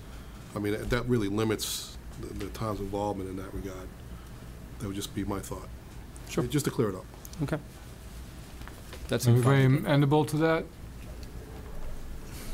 I'm sorry. Are we amendable to that, both sides? Yes. Allocate to calculation. Yeah, just let me point out though, on page 5, Bill, we do use the word to allocate the costs. If you look at 7 lines up on page 5, we right. cooperate with them in their effort to allocate the policing costs. Is that, yes, and that's what I'm referring to, is that it says Foxborough shall reasonably cooperate with NPP in any effort that NPP undertakes to calculate the allocation of the policing plan costs. That's fine. Right. That's fine. Yeah, but the town wouldn't be in a position to actually allocate. No. Just calculate. To calculate, we're just going Yeah, to... you're correct. That We have clarifies it. changed allocate to calculate. No problem there. You got the original. Okay, we good? We're good. We're good. We're good. Okay, next. I'm now on paragraph 3, page 6. I think Bobby just quit. He walked out and Bill's got this. Some of you had questions about this. The prior one of the prior iterations of this agreement provided that NPP itself would comply with the license conditions, since the license conditions are addressed to Splitsville, not NPP. We changed that out and simply provided that they would use commercially reasonable efforts to get their tenants to comply. The memorandum of agreement, there was some question on this. This does not endorse whether or not there has been adherence or compliance or default with the existing 2007 memorandum of agreement. This simply says that this agreement is unaffected by the terms of that agreement. They're just separate agreements. I put that in there originally to make sure that the 140 continued. That was the genesis of that. Mm-hmm. Excuse me. The additional police officer, I think I've walked through the changes there, the same substantively in terms of payment schedules and security as with the policing plan. If you have specific questions about that. Just to reiterate that, so this plan is independent, doesn't supersede anything in the 2007 agreement. No, that's right. Okay. That's right. Nothing. Thanks. It's unaffected by that, yes. Okay. The default provision. So if there's a default in performance or payment by NPP under any of their obligations of this agreement, we have certain rights in order to enforce those. I've talked to you about your right, and this is contained in paragraph 6, to revoke or suspend any licenses at Patriot Place. You have the right to not act, that's the renewal part, refuse to accept applications on any pending applications. And because of the timing of the structure of this agreement, that will be in December. That's when you do act on all renewal applications for those licenses. You have the right for injunctive relief.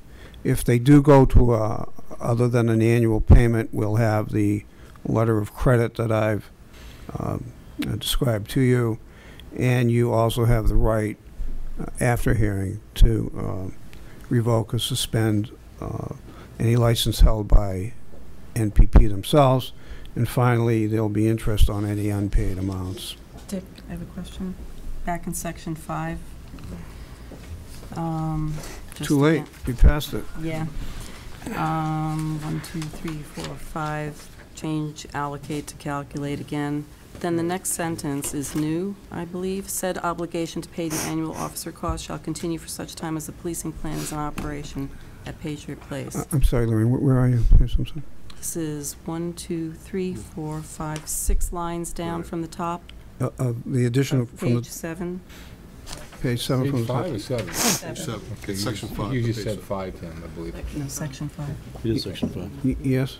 You want allocate to be calculated? Yeah. Yes. We already went over that. Yeah, Calculated. but the next sentence really said obligation to pay the annual officer cost shall continue for such time as the policing plan is operating at Patriot Place. Yes. I believe this is a new sentence. Because we had talked about the fact that everything else in this plan, in this agreement, stands independently of the policing plan.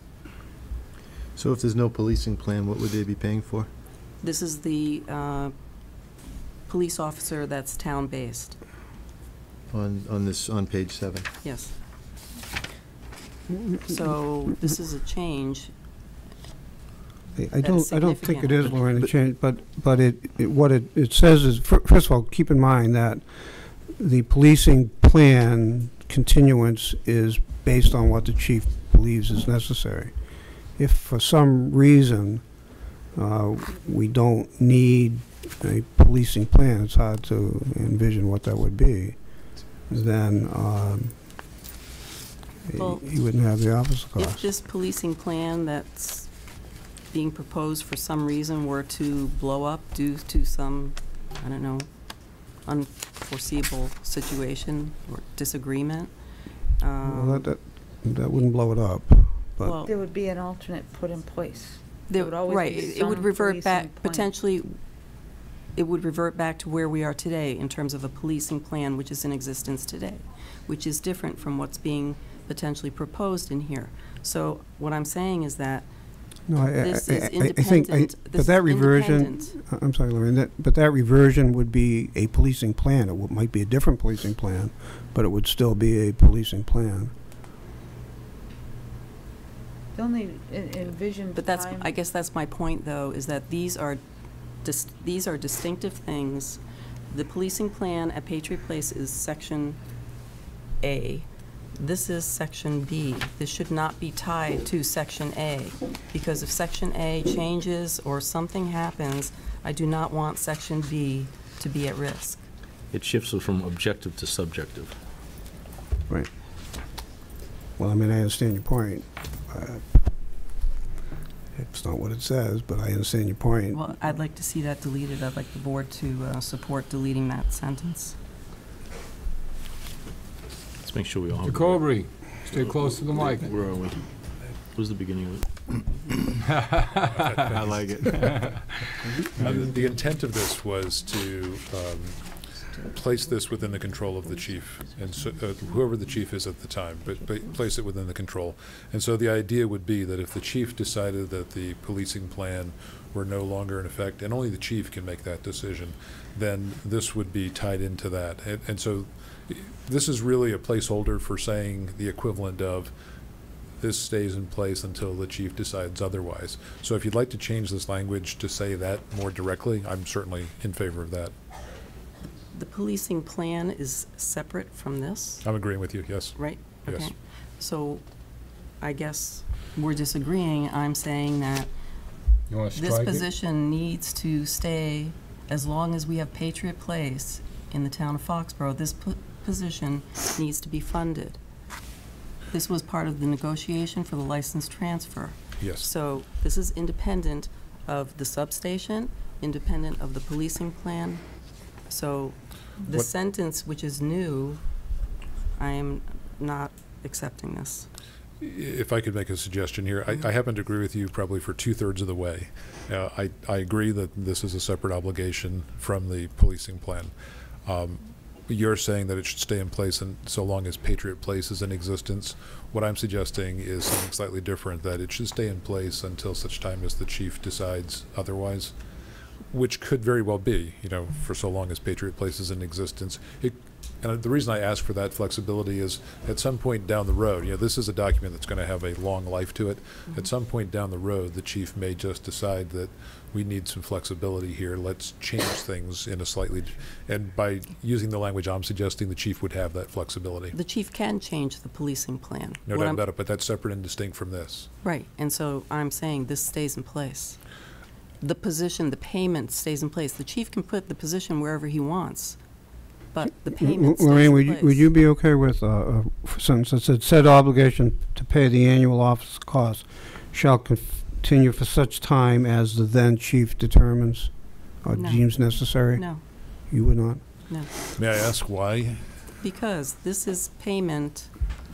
But if at a point in the future, your chief determines that we don't need this position, right? Your language would require us to continue to pay for it, whereas your chief would be, hypothetically speaking, your chief would be saying, I don't need the position. Hypothetically, the chief would be giving up a position. And with- Hypothetically, the chief can give up a different position from this one, is what I'm saying. Oh, no, I it- think to a certain degree, we're arguing about just pure hypothetical situations. What I'm suggesting here is we trust the chief's judgment, and if the chief decides that this particular position is no longer necessary, then that's great. If the chief decides that some other position is no longer necessary, but this one is, we're bound by that. This payment is not tied to a particular FTE, per se.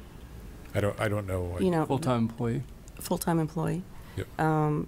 So this payment is meant to be part, again, of the mitigation and stands independent of that. So I also respect the chief's decisions that he makes. What I'm saying is that this payment should continue independent of any changes that are made in the Patriot Place police plan. We agree. Okay.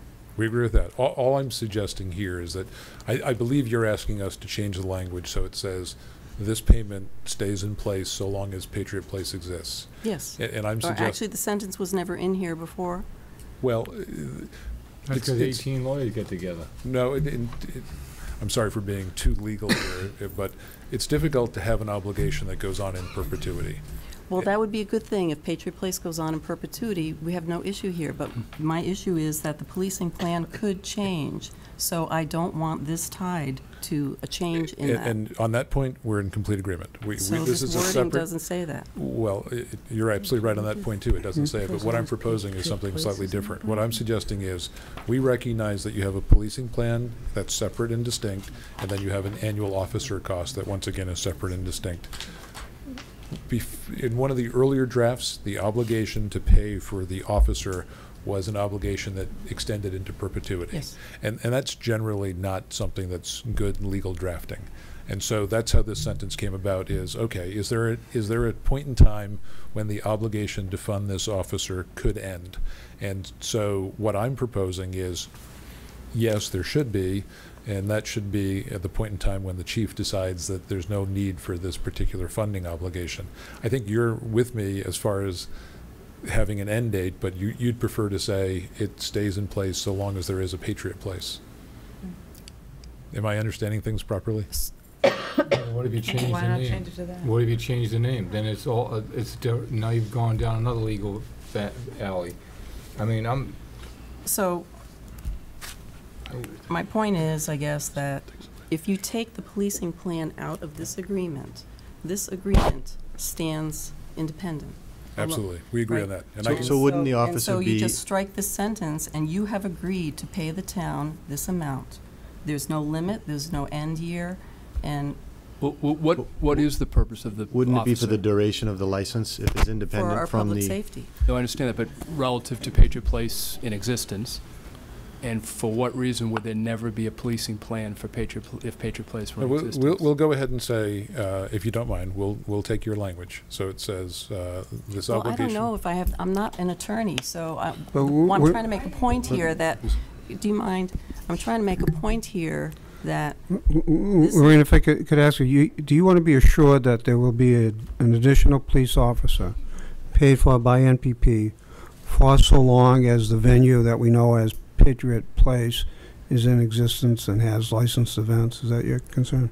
yes. Okay. We can agree with that. And if Okay. Patriot Place becomes a different entity, that Doesn't matter. responsibility is It's the venue. passed on It's, to, it's the venue. We can. But correct wouldn't you it. solve that by striking that sentence? just Strike it.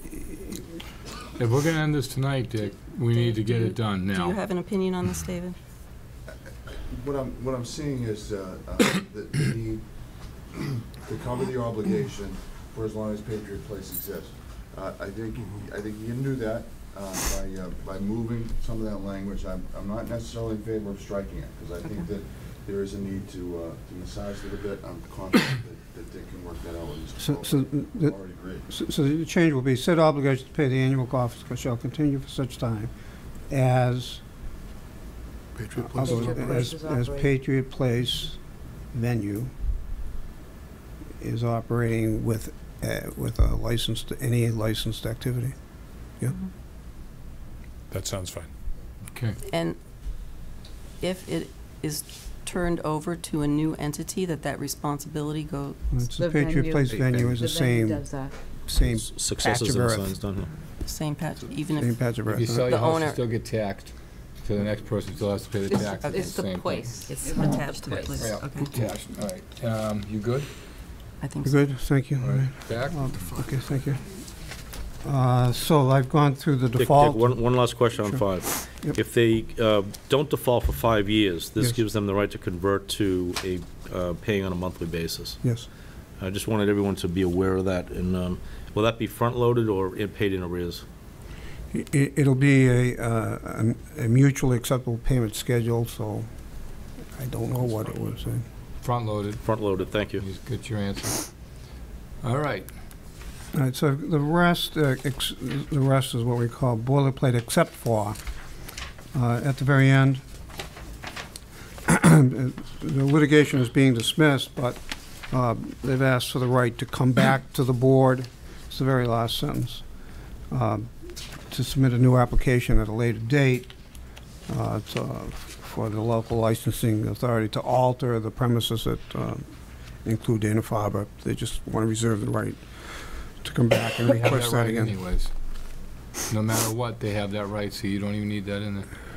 They have that right at any given time to petition the board to be able to do that, as any entity in the town of Foxborough. Yeah, but where this is tied to a settlement agreement, it may. We leave it in, Mark. It doesn't hurt leaving it in. Right, well, it doesn't hurt us either, so I don't have a problem with it, but they have that right. So just to, before I happily turn this over to my colleagues. What number was that again? That's at the very end, Lorraine, at paragraph 20, it's the end of the litigation dismissal. Mr. Chairman, there is just one point that I was going back to the point about Patriot Place and how it's defined. Yep. If you go back to the original whereases in the original clause, first page of the clauses, it's not really clear that if a Patriot Place becomes something else, what happens to it? Yeah, so the language I'm going to use, Bill, is that, I'll work on it. Set up to pay shall continue such time as the venue, which is commonly known or presently known as Patriot Place, is operating with any event licensed by the town. I think that would be helpful. Yeah, to that's what I'm clarify that, thinking. because it kind of Yep. kind of limits the exposure a little bit. All right, so if I can just recap before I turn it. Don't change that to event, change it to operation. I'm sorry? Which one are you Don't change it looking to event, change it to operation. Any operation licensed by the town. Okay, so to recap, we're going to, in 2 locations, change the word allocate to calculate.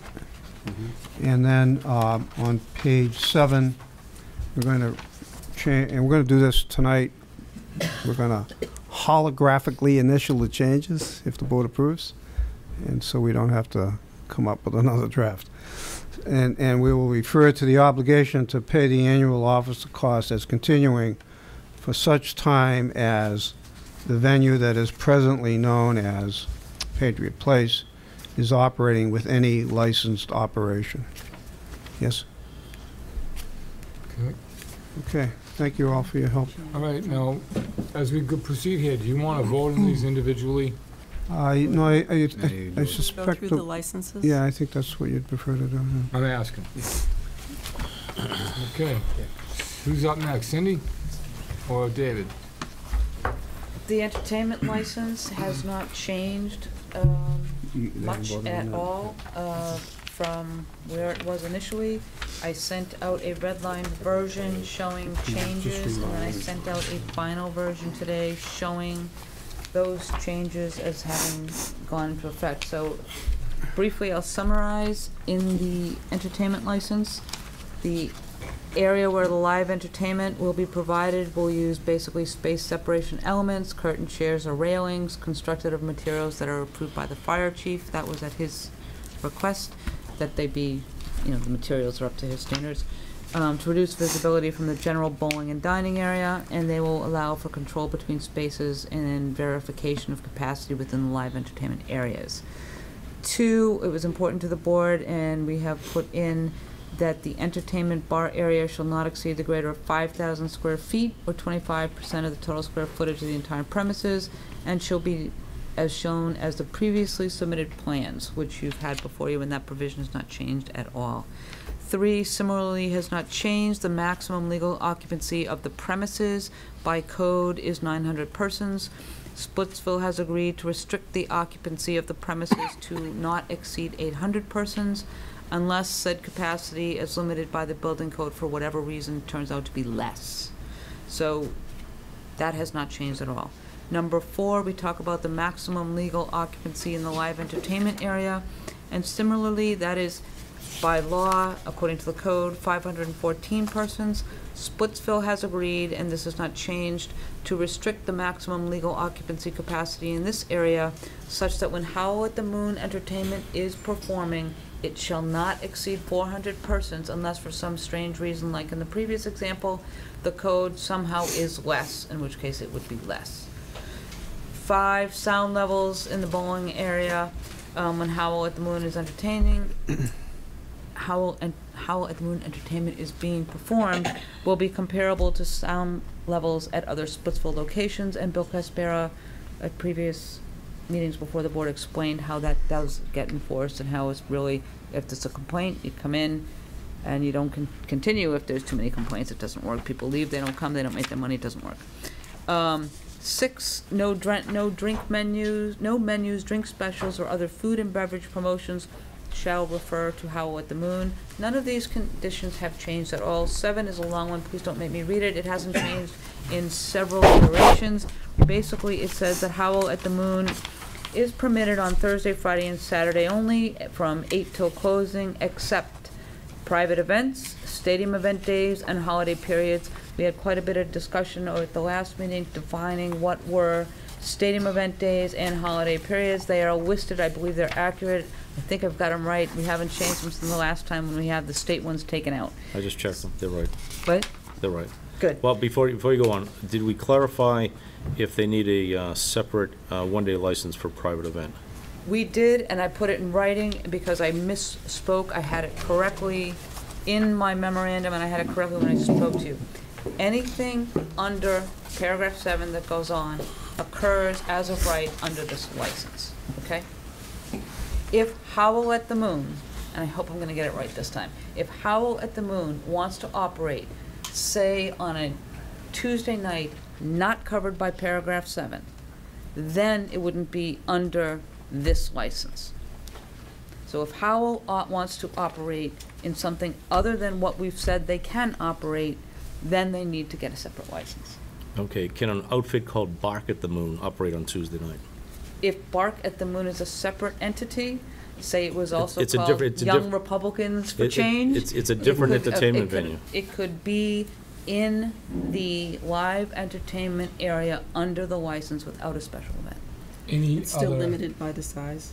The to size is limited to non-Howell activities in the entertainment area by the building code unless, by the building code. It's not limited to the 400, it is limited to the 514. I have a point on that. First of all, John, entertainment licenses are necessary for the board to issue when there is when a matter is open to the public. If you have a private event, by definition, a license is not required. So if there were a private event, invitation-only event, it's not necessary to operate. No, the reason I asked is there was conflicting opinions on this the last time we got together. I also think it's worth noting that on those instances where there's a non-Howell event, so you don't have the same numbers control as you would with a Howell event, your alcohol rules and regulations are very clear that any gathering of 400 or more has to be approved by your police chief. So that's a level of control that I don't think exists generally almost in any other town, actually. And that is specifically incorporated further on when we say that that they have to comply with all the alcohol rules and regulations. Yeah, and the thing is, this is a shame on us for thinking that we were limiting, or the amount of dates that were going to be filled by Howl at the Moon were limited to Thursday, Friday, Saturday, and occasionally a private event. What this does is they can theoretically have entertainment 7 days a week. It just won't be Howl at the Moon entertainment. It can be other entertainment offerings. Just so the board gets that. Oh, I'm totally clear on it. Okay. Because that wasn't clear in my mind until Dick pointed it out the last time we got together. All right. But that doesn't mean it's not without control. Exactly, right. Yeah. Okay. Right, the real only issue is the 400 versus the 514. Proceeding, no one under the age of 21 shall be permitted to sit at the main bar or high-top tables, or to be permitted to congregate within the live entertainment bar area when Howl at the Moon entertainment is being offered, except in connection with private events, because private events are separate, as Dave already explained. So let me ask about that one. So if another venue is operating as the entertainment, the way this reads is persons under the age of 21 can sit at the high-top tables. Not necessarily. It would, because under the licensing and alcohol rules, those would kick in and those would prevent. They're not allowed. They used to be allowed at, privates. like my son used to be able to sit at the 99, have lunch with me. He can't anymore. That changed, I don't know how many years ago, it was about 3 or 4 years ago, but it's all changed, so no, that was still holding effect. I don't have our liquor license regulations in front of me, so do we have a specific statement that addresses that? I don't recall it. Excuse me. if I Go may. ahead. I don't recall, Lorraine, when we redid them a couple of years ago. I don't think that provision was necessarily put in there. I mean, we could just fix that by taking out the word Howl at the Moon. Right. And just make it entertainment. I don't think anybody having a problem with that. Mr. Colbury, you don't have a problem with that, do you? Yes, we do. Do you? Okay. Clearly state why, please, at the microphone. Which words are we taking out? Howl at the Moon. No, could you come up to the mic so the people at home can hear you? They're gonna start emailing me. Section 8. It's just the 21-year-olds. This condition has not changed since it's been proposed. They want to take out in Howl at the Moon and offer. I'm asking, is it an issue? Well, I don't know for a fact. I have to check with the Splitsville folks. I mean, high-top tables per se are dining tables when there's no entertainment being used in this venue. We talk about sitting at the bar, that's one thing. That is stipulated by ABCC law. Yeah, all right, I can see. So when it's not Howl at the Moon, there could be high-top tables that are strictly dining tables away from the bar. So that's why I think that there's a stipulation difference there. Very similar to Jake and Joe's. Lots of bars further apart, and there's high tops, and I sat there the other night with my family, so, you know what I'm saying, Lorraine? This is within the live entertainment bar We're area. still gonna serve That's food there, 5,000 square feet. There's more than just a bar there. you know, so I think that's, But if there's entertainment, you're saying that you're going to have people under 21 sitting at those high... My understanding from the Splitsville folks is that they intend to have entertainment such as comedians that would be relatively benign, and they'd like to have the ability to utilize that area. That's why I'm like struggling Ruby and to- Max? Yes. Okay. I mean, in other groups like Electric Youth from the Franklin School of Performing Arts, they've talked to, so that would be a really, truly an all-ages show type of thing that they would do. Are we good? I don't think it's much to stick on, so I We're agree with it. digesting. Yeah. Go ahead, continue. All right, next. Admission to the live entertainment area shall be regulated utilizing best practices and in conjunction with recommendations made by the police chief. So, in addition, if there were, on any particular event, the chief has a say, so if he doesn't want to let under 21 sit at a table because he doesn't think it's controllable or in the public interest, he has control. But on any situation, admission to that area shall be regulated using whatever is deemed the best way to keep the appropriate crowd in that area or the appropriate people out of that area, depending on how you want to phrase it, but it will be done with the recommendation of the police chief. The initial manager of the licensed facility shall be Daniel Glaberson, a Splitsville employee. That was specified after we met him when he came before the board a few sessions ago. Howell at the Moon. Excuse me, that's the initial manager, and it was my understanding that it will always be a Splitsville employee. That may have been the case in the liquor license. This has not been raised or modified in the entertainment license. I'm happy to entertain any comments on it. If there's gonna be a change in manager, they Comes have in to front come of back to the board anyway, so you have can all make that true determination at the discussion time. over it at that time. That's right. Jenny, state law requires a change in manager to be approved by the Board of Selectmen. No, I realize that, but I wanted it that, yes, it has to be approved by the Board of Selectmen, but we have discussed that it would be a Splitsville employee. So if Well, they you bring can someone enforce else, you that can without- vote it down. No, okay. I know it's a She's just Splitsville, looking- John does, but She's looking 7 to years codify down it. the road, 7 years down the road, when there's a change of manager, If there's and not an someone issue comes with in the- and says, oh, I think this guy works for Howl at the Moon, he's gonna be the manager. Well, 7 years down the road, Jenny, I want, if somebody, No. if there's no incidents at a situation at Splitsville or any other entity that's in the boundaries of Foxborough, nobody's gonna have a real issue with who they decide to be the manager of, at the time. You know, if there's gonna be, when. well, it was, it I mean, was come- when, Mark, we're doing, well, I think Ginny's point is she wants to codify this so that this operation doesn't drift from being a Splitsville to a Howl at the Moon. And I understand that, but you can't put that limitation on this. I Why not? mean, why not? Well, how would it be Quite defined? frankly, you can enforce it any way you want. Whenever the manager comes up, you may decide there's somebody out there that isn't a manager of Splitsville or that isn't at all connected to Howl at the Moon that you may want, that would give you that I'm flexibility. not gonna be doing the hiring. It's Well, not. But whoever, I- it's gotta come before the No. board, but whatever the board decides. Mr. Chairman, I have a thought on this because I've dealt with this in some of our venues, and the real question I have is, what's the obligation on the license holder to notify the board when a change of manager is up for consideration? So in other words, we've seen situations where, I've witnessed situations where it's gone 3, 4, 5 months before they actually notify the town that they didn't come up for a change, so. They're in violation if they don't change. So the manager. obligation, so according to your rules and Yeah, regulations? they're in violations, liquor license violation, they change the manager. There's also an Yeah, ABCC. Yeah. reg. I think the statute requires any change in manager to be approved Well, by for the the board. liquor license, but for the entertainment license, what's the obligation on the license in this agreement to do that, to notify. The manager of the establishment would have his license on the entertainment and the alcohol license. The entertainment, the requirement is usually on the liquor license. Yeah. Okay. All right, I So just, should this be moved to the liquor license? Is this Well, on? this was put in here, I don't know. I think it's okay where it is. I just want to be clear about the liquor license. notification Well, process, it's that's not, all. not exactly, not, and I Right, talked to Dave we about that. talked at length about that, so, My understanding is they now both track. yeah. Are we good?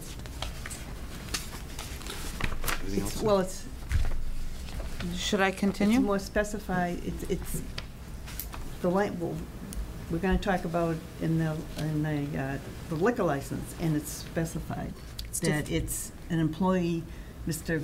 Glaberson now, and it should be a Splitsville employee after that. It's not on the copy I have. Okay. No, it's not. But isn't it fair to say that it will always be a Splitsville employee who's hired to work at Splitsville Patriot Place? I mean, is it by, That was the understanding, that which was.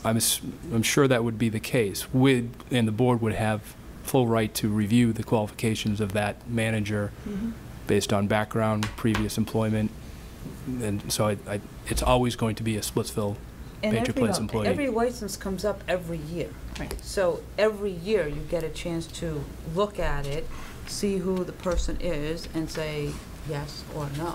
So do you just change it to the manager of the licensed facilities shall be a Splitsville employee, period? Take out the name.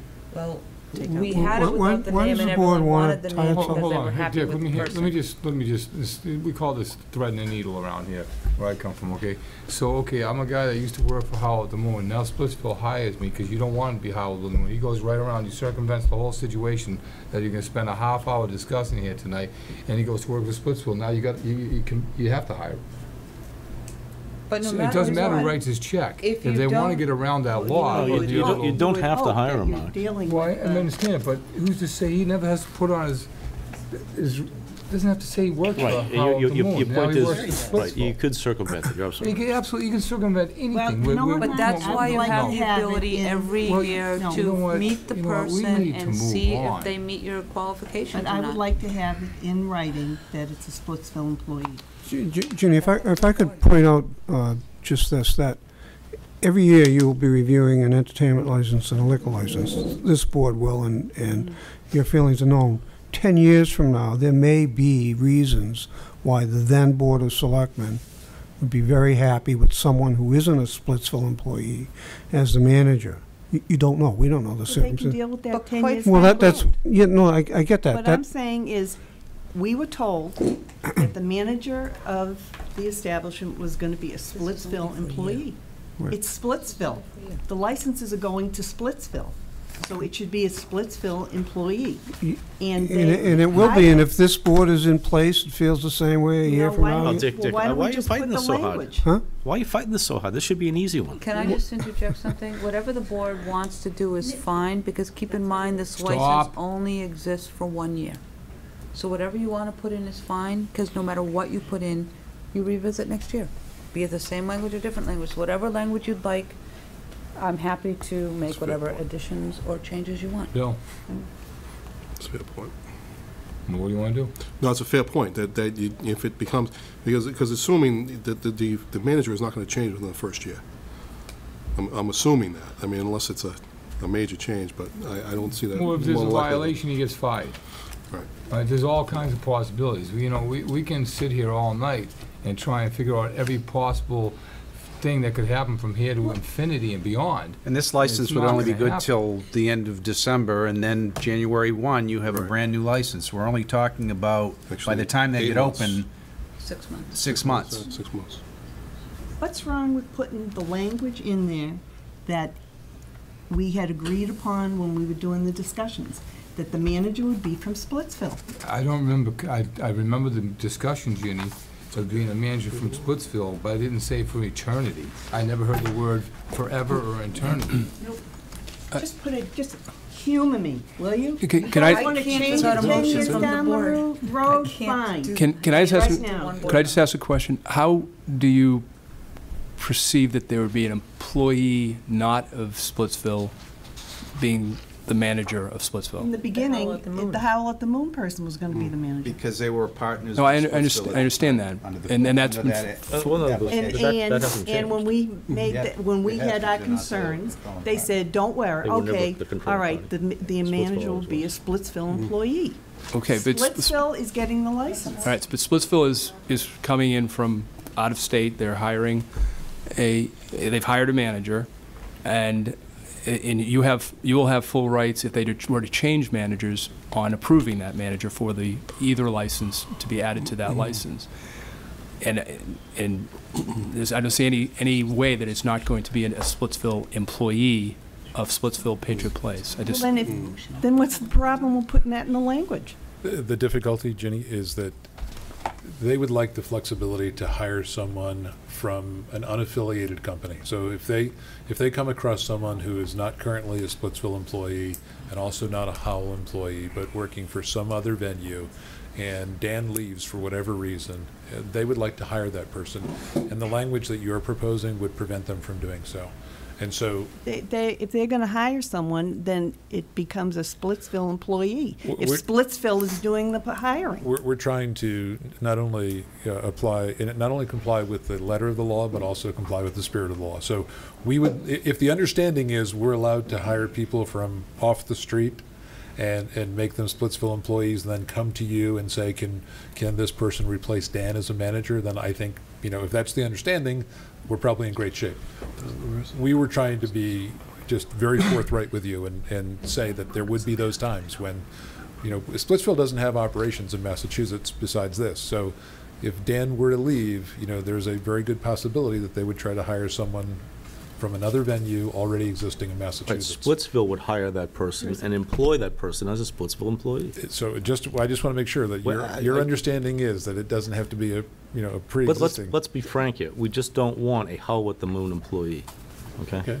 We So- went down this road before, Authority to and vet this person, our whoever fear it is that over time, and you guys know this, that over time Splitsville, which was once a bowling alley and is now not a bowling alley, but over time, the Howl at the Moon will be like a magnet and draw most of the business its way, de-emphasizing Splitsville. Well- We want to make sure that we keep Splitsville as the central operation. Well, if the point, well, I don't even know what the point is anymore, to be honest, but if you're saying that so long as they hire the person at Splitsville, they can go ahead and nominate them as the manager, I mean, we can draft it that way, right? I think I said that about 20 minutes ago. Are you okay with the change? I will tell you Or that any you're- other Splitsville employee Any added other in? approved Splitsville employee. Is that something you want to add? Any other approved. Yeah, Mr. Chairman, if you just basically take out the word Daniel Glabison in this case, Right. shall be a Splitsville employee, is really the point that you're trying to make. Right. Is that right? Right, shall be any other approved Splitsville employee. Approved one. Yeah. So you want Those- to take those- the they- name out now? Well, they want Splitsville to be the hiring authority in this case. If we could that for a second, I defer to, Dave and Cindy and Dick, but I don't know that there is a requirement for a manager of record for an entertainment license. I simply don't know the answer to that. Liquor license. Yeah. There is a liquor license, but not I a- think more relevant on a liquor license. So we could probably delete this paragraph from the entertainment license and Deal just with the focus liquor on it in the liquor license. And then in the liquor license, I think you have to name You do. the manager, so Dan do. Glaberson would be that person. And then I think the point we're hearing is that before we bring any substitute manager to this board, that person has to be hired by Splitsville. That sums it up. We'll have to double check this with the Splitsville folks to confirm it, but I understand the rule. So is the board making a motion that they would like to Delete. delete 10 Condition in its number 10. entirety, or You don't just need the a motion to name make it, Dan Glaberson? they're asking you to amend it. Is that So we're going to delete 10 in its entirety and deal with it. delete We 10 haven't said in that, its Dick. entirety? We haven't said that. We haven't said we're deleting. Delete just the name? Can someone make a motion so we can change We it? don't have to make a motion, we're discussing, there's no motion because we're not voting on it. Basically, you want to delete the name, Dan Glaberson, whatever the gentleman's name is, and then say that the the manager of operations would be a Splitsville employee. An approved Splitsville. Approved Splitsville employee. Yes, you have to go back to the mic, or people at home will start emailing me and yelling at me. Sorry about that. I think what we're talking about is in the entertainment license, deleting the entire paragraph. So Yes. there's, and then in the liquor license, Yes. specifying that Dan Glaberson is the initial manager. So you're deleting it on your end, Cindy, but you're gonna change yours. Okay, David, you wanna start amending yours? That was my question. Is that what the board wants in I the think that's what entertainment they're saying. license? Yeah, that could work as stated. To delete, No let's just downside be to clear. doing that? We're going to delete condition number 10 in the entertainment license. Yes? That's what I heard. Okay, Cindy, you done? I'm Or close happy to to be it. done. There are 4 other, I mean, there's a few more conditions, Well, but they haven't changed, but neither had that one, so I'm happy to go through them, or you can. So just so tell the me not board to. knows what we just did, so if they want to come in with a manager that's hired by Howl at the Moon, they can be the entertainment license, so that's what we just did. It's it's a licensed facility. All we did was took the condition out that said The it has manager to is be. driven by the liquor license. No, you could have a manager of Splitsville, entertainment license, you can have a different manager for the liquor license. You could, but that's right, Jim. I mean, however, it's really So true I that would- in terms of an entertainment license, you usually don't you don't designate a manager. The board So this wants to gave do us, that. the way it's written, it gave us more authority to make sure it was a Yeah. Splitsville employee, but so what we did was just took out more authority, gave it back to them if they want to come in with a Howl at the Moon manager for the Then put it entertainment back license. in. So let's leave it the way it is, and then we can address it on the liquor So license. It'll read, "The manager of the licensed facility shall be any other approved Splitsville employee." Shall be any approved? Any approved Splitsville employee. I need to take a break for a minute. Yeah. I'll be back. You guys Yeah. keep doing what you're doing.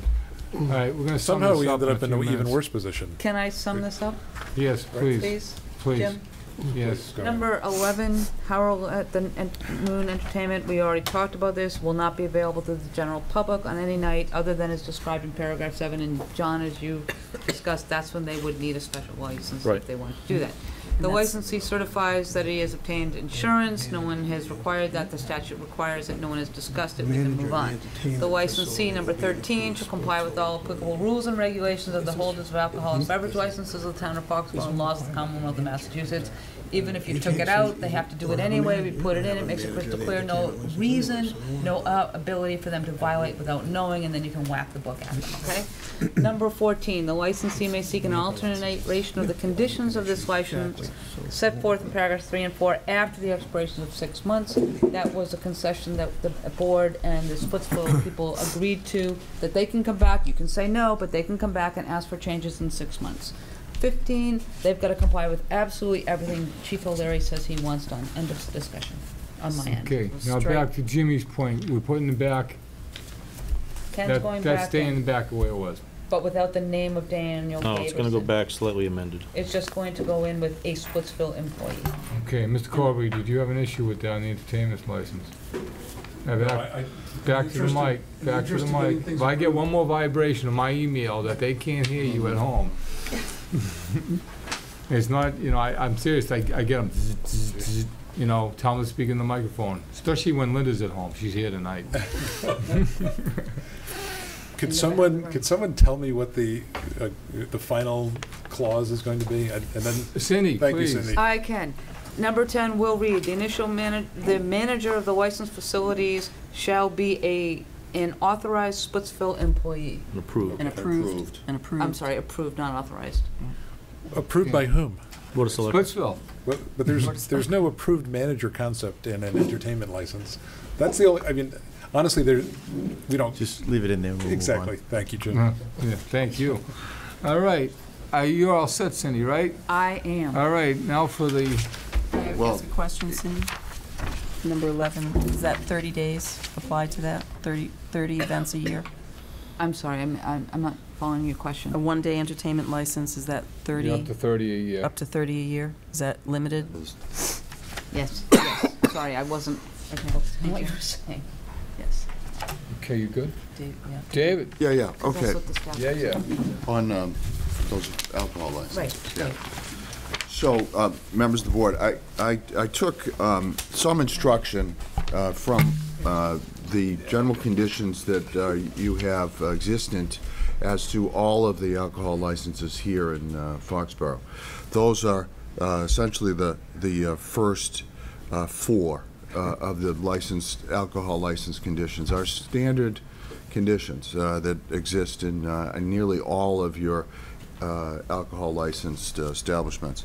I also took a great deal of instruction and guidance from your Town of Foxborough alcohol rules and regulations. I must tell you that in my experience with other towns, there's not nearly as comprehensive and as complete rules and regulations of it as I've seen here. You ought to be complimented for the fine work that you did in putting those together. So there's a great deal of security in those regulations alone, even absent any of the specific conditions here. Further from the conditions that were standard among other license holders, I took from the hearing process that we had some of the concerns that you had as individuals or as a group for this particular premises, and tried to incorporate some of those in this document.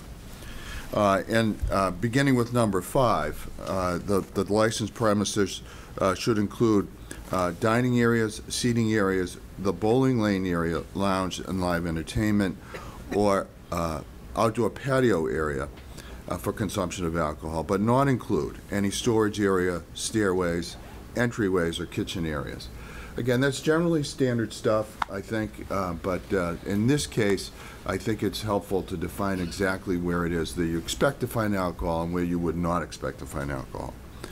Number 6 is the one we've just talked about at length. Ironically, in the early stages, I did have it, the initial manager of the licensed facility shall be Dan Galberson or other approved Splitsville employee. I took it out, frankly, because I wanted to be consistent with the entertainment license. I didn't see that it was material, since any manager proposed by any license holder is going to be before your board, and you're going to be able to examine that person regardless of who they work for. So that, in fact, if there's a qualified candidate, you wouldn't want to exclude a qualified candidate just because they're not a Splitsville employee, but if you make that choice, we're now kind of lessening or thinning the pool of candidates to just Splitsville employees. So understand that that's the criteria that you've set. And I believe that we've already heard from the applicant that it's okay for those words to go back in there. Ginny and I talked about this at some length earlier. So I expect it will read, the initial manager of the licensed facility shall be Dan Glaberson or other approved Splitsville employee. Everybody good? Yep. Okay. Any other? Yeah, and I have, again, pretty standard stuff. The license holder certifies compliance with Chapter 138 with their provision for liability insurance. You're familiar with that. There must be a policy covering any accidents or injuries. And we reiterated that food and drink menus will not reference the Howl at the Moon brand entertainment. And then we go on to talk about the police details as determined by the Foxborough Police and the alcohol rules and regulations. Number 10 was the subject of some discussion with individual members.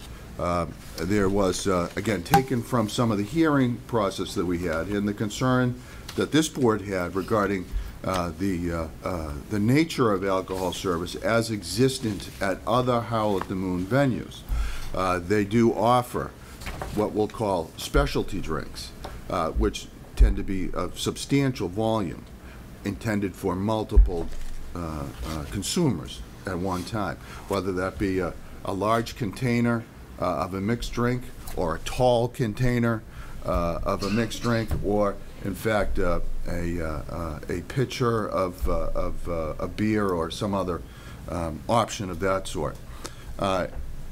We've eliminated those items from this particular venue.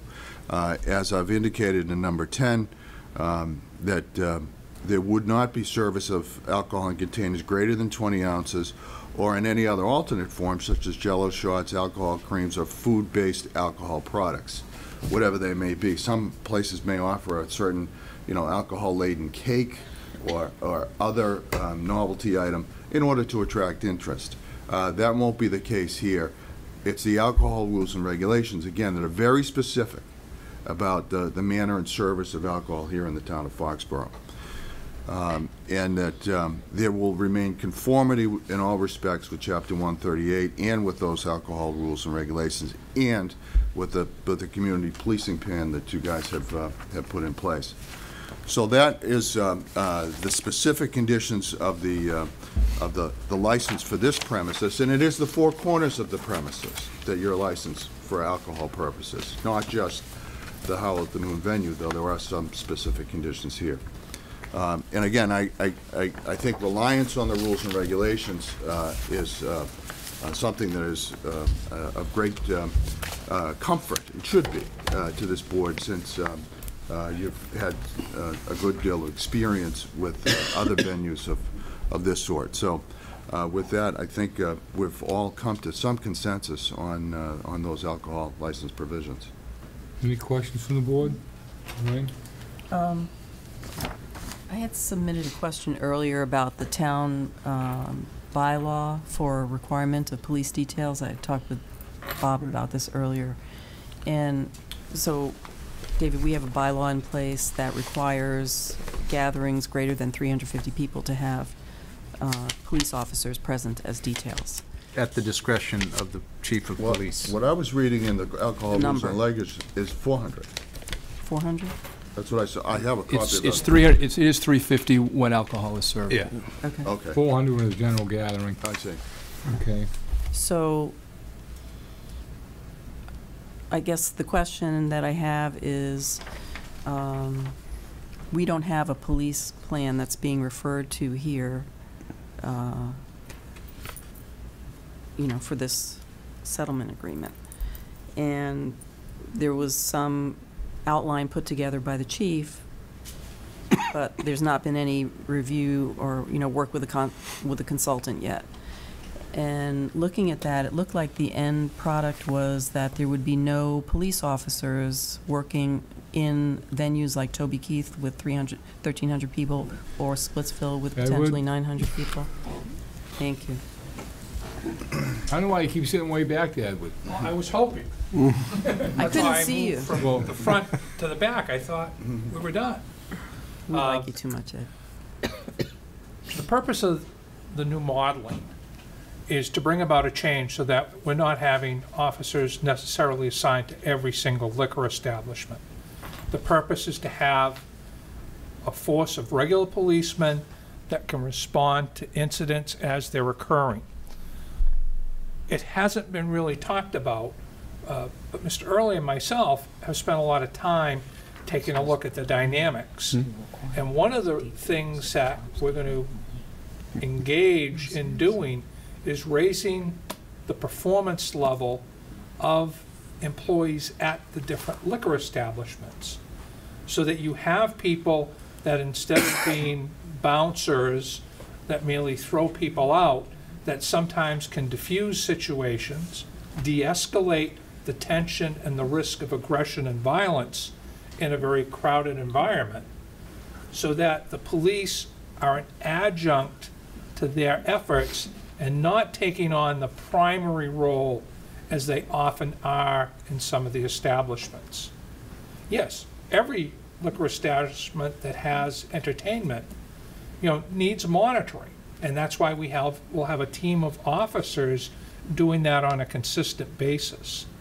But I don't perceive, if we go to this model, we increase the training levels of the personnel at the different establishments, that we'll have a model that is going to be able to deal effectively with any problems that arise. Moving target, work in progress, is that what you're telling me? Well, again, as you saw, we're staging it initially to see what the reaction is going to be while we're getting information from the consultant, from taking a look at additional training for those people. And even through July, when Splitsville opens, you know, I anticipate having a couple of officers there, because we don't know the audience that they'll draw. Yes, we know there'll be families, people going to dinner there, and until we get a handle there, but eventually, if the model is consistent with what other facilities across the country are doing, the model that I've outlined should be sufficient. And I always realize that no matter what model you make, some things will work and some things won't. It's almost like every stadium event presents a different challenge.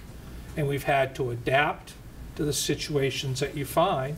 And I'm sure in working with the management at Patriot Place, as things change, we have add-ons, new businesses entering the mix, then we might have to adapt what is proposed in front of you. That's policing. So with the bylaw, the way it's structured, then, we have details in the larger venues right now, which has made a big difference, for example, in Toby Keith's is. But they're also anchored. They to can't those go from venues. that spot to another spot. I mean, they can in a real critical incident, but they perceive, and rightfully so, and that establishment perceives, hey, I'm paying for you. What are you leaving my place for? I have the problem. But we want to get away from that model so that it's going to be coverage for the entire facility. And it's not just on the basis of the bylaw, because there are some situations that I deem it's essential to have officers at particular events. Now we're going to have officers to cover the facility from the hotel down to the theaters. So eventually all of those positions would be incorporated into this model, because in the draft that I saw, I don't see anything reference to the hotel detail that's in existence right now. Correct. We're going to have to visit with the hotel and also a Showcase Live. Brian and I have talked about that, because it's not so much an issue about alcohol management, but on other security concerns that those facilities have. And we're in process of working through that. And if I could add, Lorraine, once Eddie has his plan in place and figured out, we'll have to amend our bylaws to conform to the plan would be the best way to do it. If it works out. If it works out, yeah. Which, yeah. Well, again, I perceive that the way the bylaw is written, the way the alcohol rules and regulations, my office is the final determinant. You have the authority. So, and it should stay that way for my successors as well. Okay. Thank you. Yeah. Back row, front row? Ginny? I wouldn't go anywhere if I was you. No, that was my question Jenny, about good. the John? present bylaw. I'm good. Okay. All the information's gathered. I'll entertain a motion. You want to take these separately? Group them, I think. There's one other license that needs to also be approved, and that's the common victualer's license. Yeah, that's an easy one. So I just want to make sure that that gets covered. It's on my list here, so. Great. All right, so do we have a prepared motion? Any of you, all you high-priced I've not guys don't want to had hand the you a prepared audacity to do motion? that. Well, you flunked that test, I didn't you? can write one up, however, for the Draft one board up, Dick, if you could. in a positive manner, I presume. Could you draft one up, please? We want to make sure that everything's done correctly, Dick. Include the common vic in there as well. Can I Please. just ask a question about the While he's fact that- writing? Yeah. Oh, Well. let him write. I'll try to We answer. We don't want to multitask. So we're referencing exhibits that we don't have. We're referencing, a policing plan that we don't have. Can there be language in this motion that somehow addresses the fact that this is an As amended. This is an They incomplete. agreed and initialed everything we amended on these. Mr. No, Colby. I'm talking about She's the, I'm talking there about are the some policing things plan. that aren't There are there. things that aren't here. There are some missing documents. We haven't reviewed them, and I'm not comfortable reviewing or approving without acknowledging that. I'll put that in the motion, Lauren. So Okay. conditional. Well, Dick writes that motion. Well, You go to Ang- I'm going to write it that you're going to approve the settlement agreement, condition upon those two exhibits to be appended at a later date. Is that what you want? And subject to your I would like there review. to be some review process associated with that, so it's not Okay. just the appearance of them that makes it whole, it's we have some input. Yeah, I'd agree with that. Dick, you're gonna amend that, you're gonna make a motion for us? And this is not a public hearing, this is just a discussion, so we don't have anything to close. John, can we go to action so we're not putting the extreme pressure on Mr. Gelman to get this We done in should. 5 minutes? All right, on our... We don't want, I think this is over. On our action items, number 2 is, I move that the Board of Selectmen appoint Linda McCoy of 9 Sherrill Drive to the Veteran Services Advisory Committee for a term expiring May 1st, 2014. Second. Discussion? All those in favor? Aye. Okay, John, next. Next is all of our minutes, if you want to get into that. Or do you want me- Save that for the end, please. Okay. I mean, we'll get to that tonight.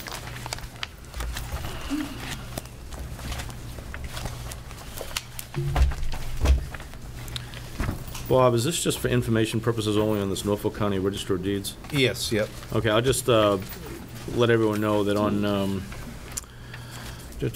29th, 2014, the Norfolk County Register of Deeds, William P. O'Donnell will be holding office hours at Foxborough Public Safety Building at 8 Chestnut Street from 10 a.m. until 12 p.m. in the McGinty Room. That's on May 29th of 2014. Mr. O'Donnell holds these on a fairly regular basis, about every 6 months, and they're pretty well attended. Residents come in, get to ask questions about their property, and they also help them with filing of documents and things like that.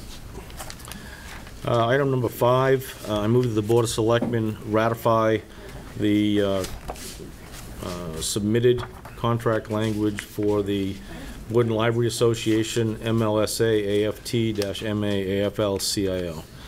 This agreement is, this is a memorandum of agreement, not the contract. Right, it's an MOA for the library. It's a 2-year, so it's fiscal 14 and 15. First part is union dues, and the one change, which was a kind of quid pro quo for biweekly, is if someone does not want to join the union can charge an agency fee. It's done on a couple other unions in town, is my understanding, and that was the kind of the quid pro quo for the biweekly pay. The arbitration was just a change of language to a 14 calendar day after the manager's decision. That was the change. It was the time frame. I think it was a little bit longer. It was 30 days, and it was changed to 14 days. The longevity pay was increased $50 at each level. The insurance language is the same language we've had in the new contracts because of the change to the GIC lookalike program. They created a sick leave buyback program which did not exist, and that's in there. It allows each employee to contribute up to 2 days of their sick time to a sick bank for other employees who may run out of sick time. Thank you, Dick. Article 14 was a change with holiday. What Dick thinks about that. They extended the time. They had 30 days to use the holiday time. I think they extended it to 45 days. The library closings, there was some concern that the library was not being closed in conjunction with severe weather, so we put language in to allow for it to close when the governor declared a state of emergency in the entire state or in an area which included Foxborough. Bob, I had one question, item 3B, section 4. 3B. This has to do with compensatory time off. It starts off by saying that unit members will be compensated at time and a half of the regular hourly rate, but then it says in the alternative, they can receive and use compensatory time on Okay, unit pay. we had Is gotten that that, yeah. straight, or is that also at, is that 1.5 times? If it's overtime hours, It's it has to be. it's 1.5. It has to be 1.5. It Yeah. has to be the same. Okay, so compensate, so if they work a day, they don't get a day. If they work a Sunday, They can't just take another day off. They have to take a day and a half off. If it's in addition to their regular, Right. over the 40-hour work time or 35, whatever the limitation is in the contract. So compensatory time in this situation will be a day and a half. if they Yeah, work. it's dollar for dollar. Okay. Yeah, we hadn't gotten to the Sunday hours yet, but, we got to the sick bank. The wages would be increased 2% for fiscal 14 and 2% for fiscal 15. They agreed to the biweekly pay to be effective no earlier than March 15th, which we've already passed. And then the Sunday hours, there were some changes to allow each bargaining unit, the senior professional librarians and the general staff, to be limited to working one per month, one Sunday per month. Have we ever done this in action before? Yes. A contract ratification? Hmm? I don't remember. Seems unusual, doesn't it? I've never done this in 7 years of my life. We did the highway one in, no? No way. Okay. Not to my anybody else's recollection? Getting late. Okay. I don't remember doing this. We don't have to do this now, and then we can. Right. Well, we're going back to our last venture anyways. John, are you prepared to read that? Yeah. Or you agree with it? I'm trying to find Exhibit 2B in It's the in, agreement. it's in 2C. 2A references the Yeah, policing if you look plan. on page 3, it's 2A, and on page, lost it, just had it. 2B, I see it. yeah, So we, It's on page 4. we just need to add 2A to it. page 4. I think you have to. You have 2A, it should be attached to the document that I gave you. It says in all exhibits Should be- attached on, that's all attached on there. 2A is the policing plan that's not developed. 2A, Lorraine, is the framework, I believe. Right. That is attached. So that's what I'm saying, that That should we be don't have referenced. a policing plan that is, The 2A is the framework of the police plan, that is attached. We don't have the finished product. we don't have a product. No. So I'd like 2A to be in that motion also. So just add it. Just did. There you go. All right, so we've got 1B, 2A, and 2B. Those are the only things missing from the packet? Those are all the exhibits, there's 4 exhibits, there's one that you have, then. But they're unfinished. Well, All right, let's have a go with this. Can we just ask I a did, I question? added 2A. Could I just ask a question about the framework of the policing plan? I believe that was submitted. The initiative timetable. Is that- Right, exactly. Right, that's a draft, so, It's been, they've been doing so this. there still has to be a consultant hired. Oh, sure, implementing the plan is still to be done between the chief, myself, Randy on the financial side, but the framework, Chief, correct me if I'm wrong, has been agreed to between he and myself on the rollout of the Can the framework. framework be developed without the input from the consultant? I mean, I understand that you can come up with a proposal, but I thought the whole point of having the consultant was to, work with the chief to come up with what the actual plan will be. I think the consultant, again, not to speak for the chief, but I think it will help to define some of the detail within the plan, but the framework, which is what we were asked 2 weeks ago to complete, was the framework of the plan in terms of the. I'm sorry, that's I'm understanding it differently because, as I look at the framework of the plan, again, I recognize the chief as the authority for these things.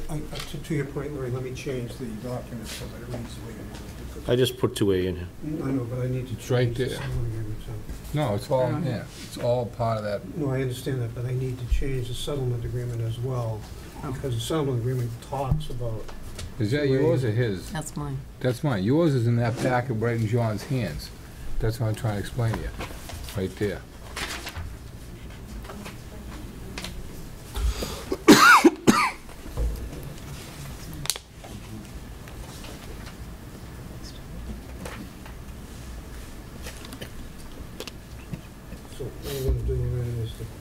framework is attached, is appended here too, okay?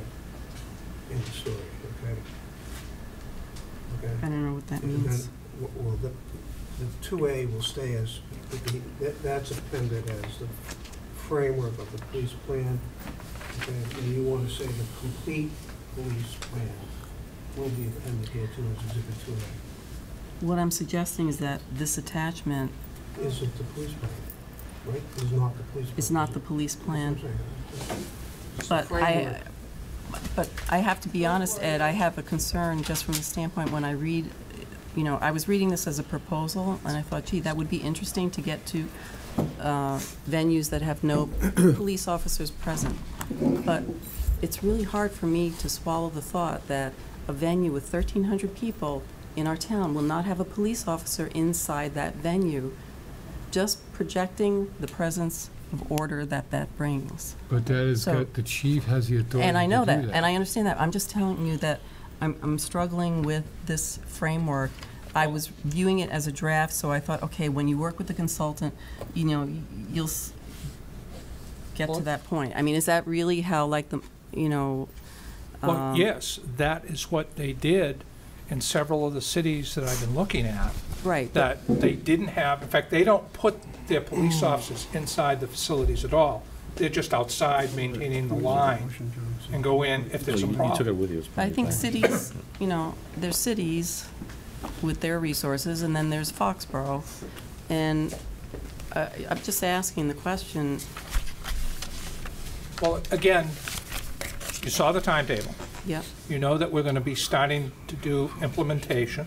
At the same time, reaching out, selecting both the training component for the people on the inside, as well as bringing a specific consultant or consulting group to participate in fleshing it out. So will you be requiring license, like in New York City, they have bouncers or whatever you want to call them.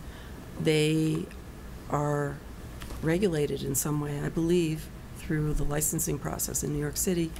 Don't they have to have a specific level of training? The same thing is taking place down in Providence. What I want to be able to do is to provide that type of training. I haven't gotten to the point that I'm ready to come back to the board and revise our liquor regulations to say, along with the responsible beverage service, you also have, if you are going to use any type of security, they have to have XYZ training.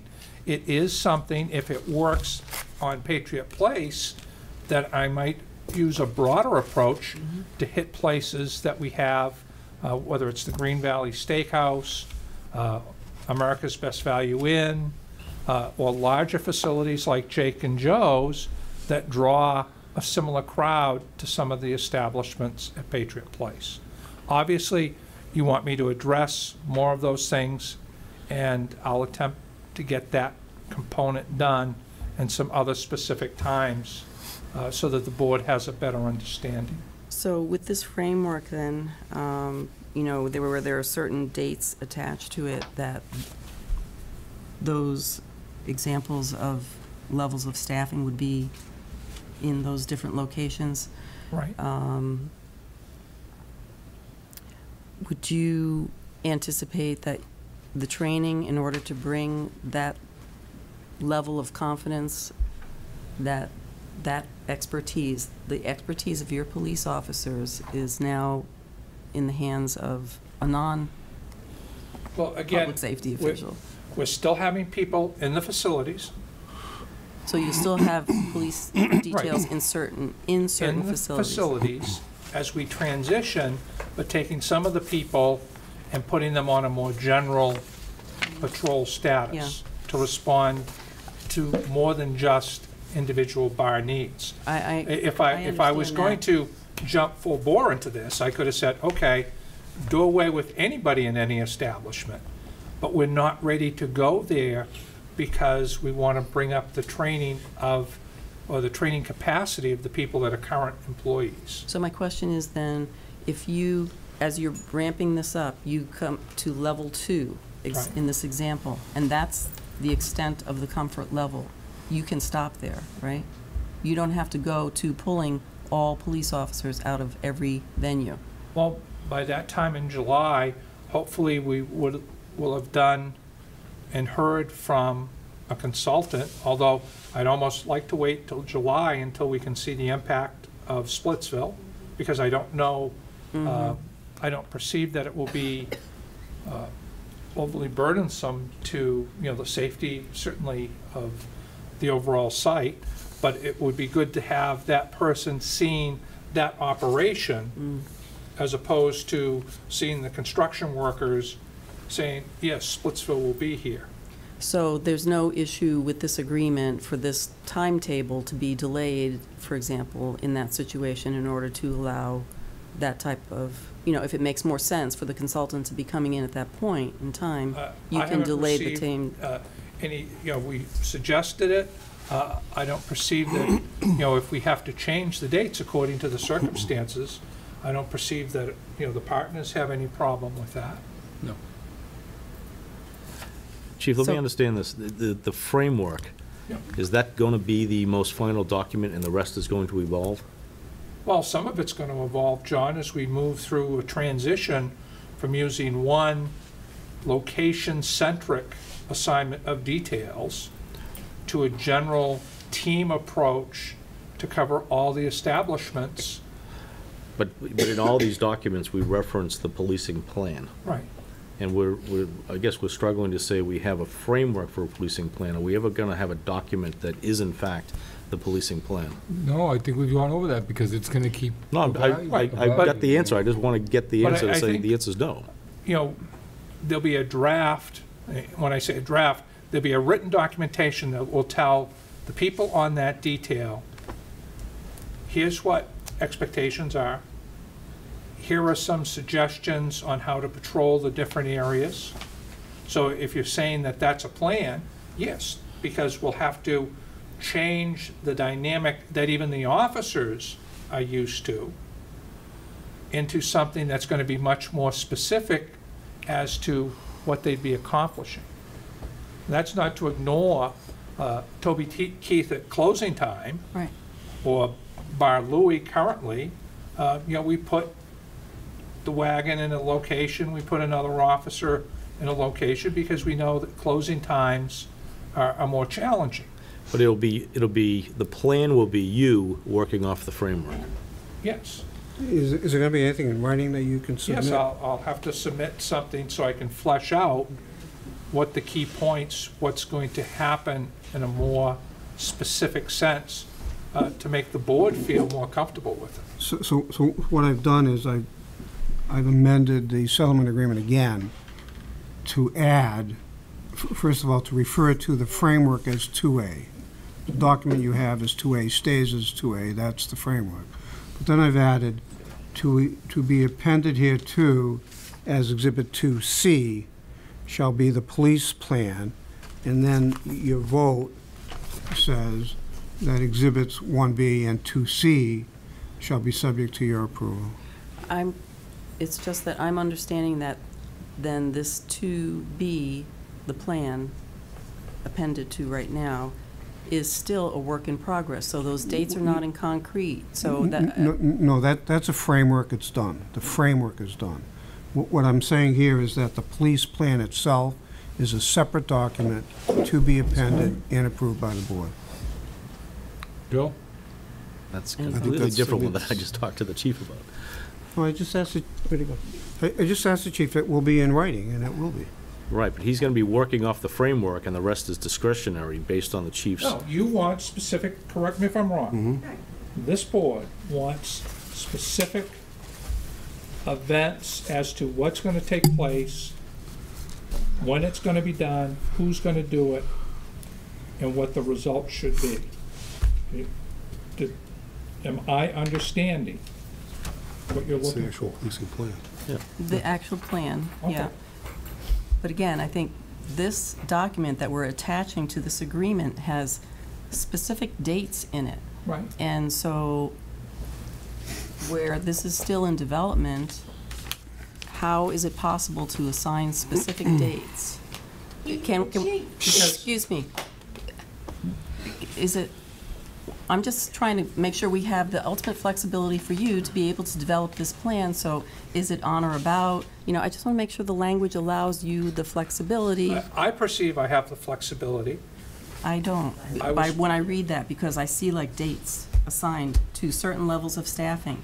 And, you know, what if the timing for your consultant coming in July, maybe you decide, geez, I need another month for him to really Then see we'll what have to adapt. But I'd like to start getting my personnel used to the changes. And that's why I have specific timetables that I'm trying to work these things through. Also, Lorraine, the reference to 2A, which is what you're concerned about, does say the current framework, including preliminary estimates. That doesn't preclude the chief from altering the framework, okay? I'm sorry, I don't have the piece of paper in front of me. Well, if you do, Lorraine, if you look at page 4 of the settlement agreement, sorry, if you look at page 3 of the settlement agreement, second sentence, it says the current framework for the policing plan, including preliminary estimates. That language permits changes to the framework.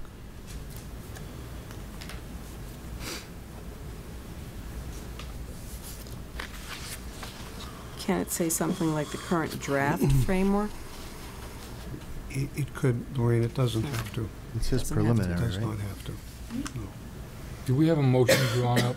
Yes, we do. Could I please have it, please?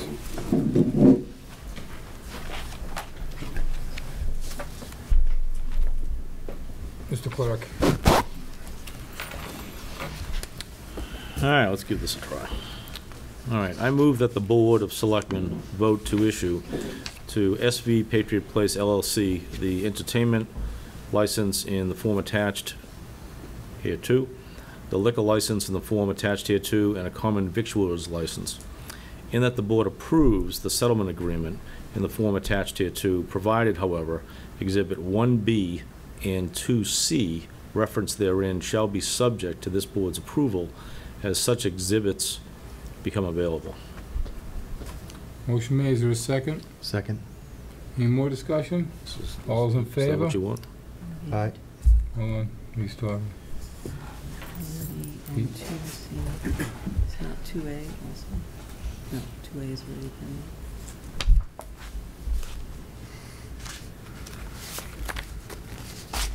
Dick, what's 2C again? 2C, if you look the way I drafted, 2C is the police plan. Okay. All set? Yep, that's fine with me. Okay, motion made by John, Yep. second by Jim. All those in favor? Okay, take a 5-minute recess. Thank Okay, you. Mark, if I can get that back, I'm going to submit a clean copy of everything for you. Can I, we're not doing executive Thank you. session minutes tonight. Do we need to do the, I'm gonna finish the actions. well, there's a lot of the action. I'm almost through them. Yeah, but we all the minutes and the action. We're not gonna do those tonight. I didn't hear that part. But do you wanna hold the rest of the action? I need to stand up. All right, 5 minutes.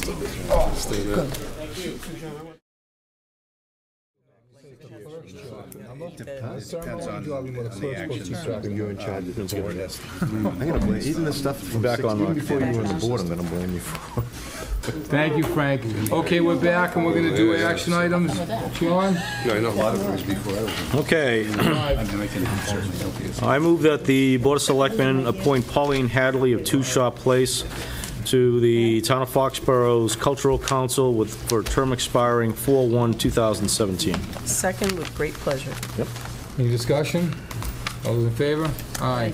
Still looking at Elizabeth. Next, John, please. Okay, I move that the Board of Selectmen approve or grant a coin-operated pool table license to Waxy's Mass, doing business as Waxy O'Connor's. Second.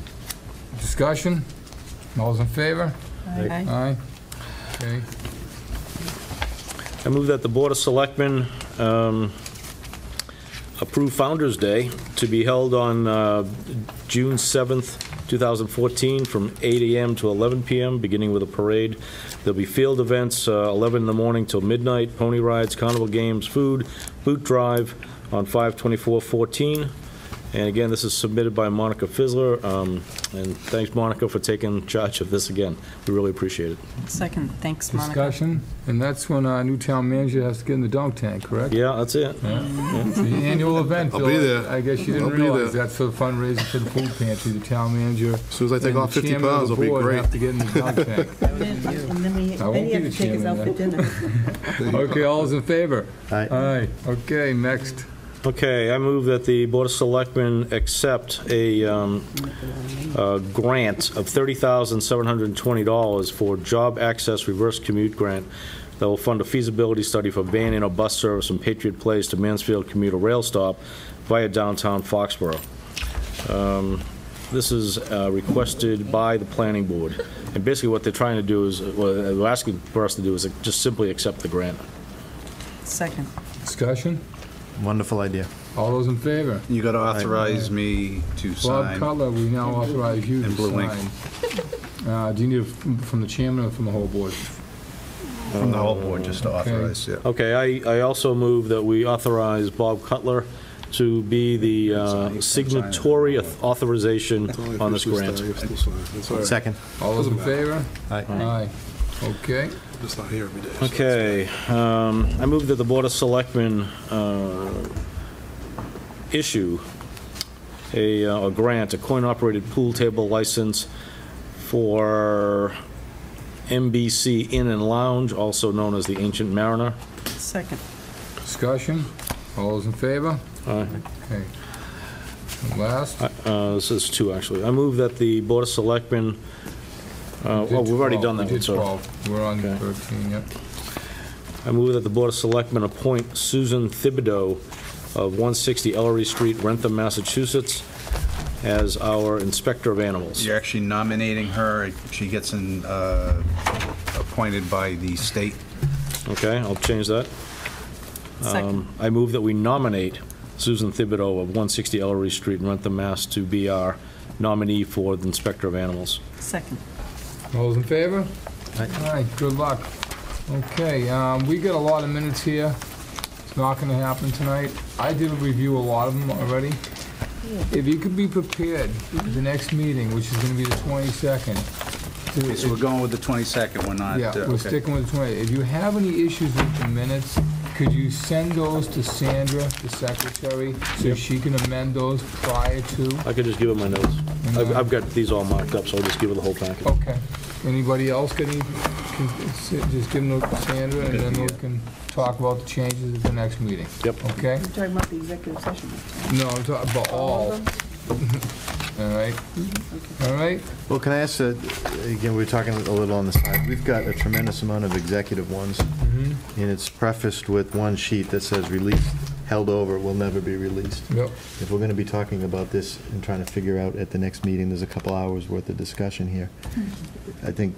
I can take some time and go through them. Because a lot of it is So I'll what. be able Yeah. to recommend to you at the next meeting. And it's pretty simple. Usually council does that. We've had council do that in the past, too. Yeah. You know, it's a, But there was only one in the executive session. I had something with it actually being there. Can I just send you that? Sure. To add Yeah. that question? Yep. Yep. Okay. We have All some right, John, you things start to sign. passing that folder? Hey, Bob, I can only find one.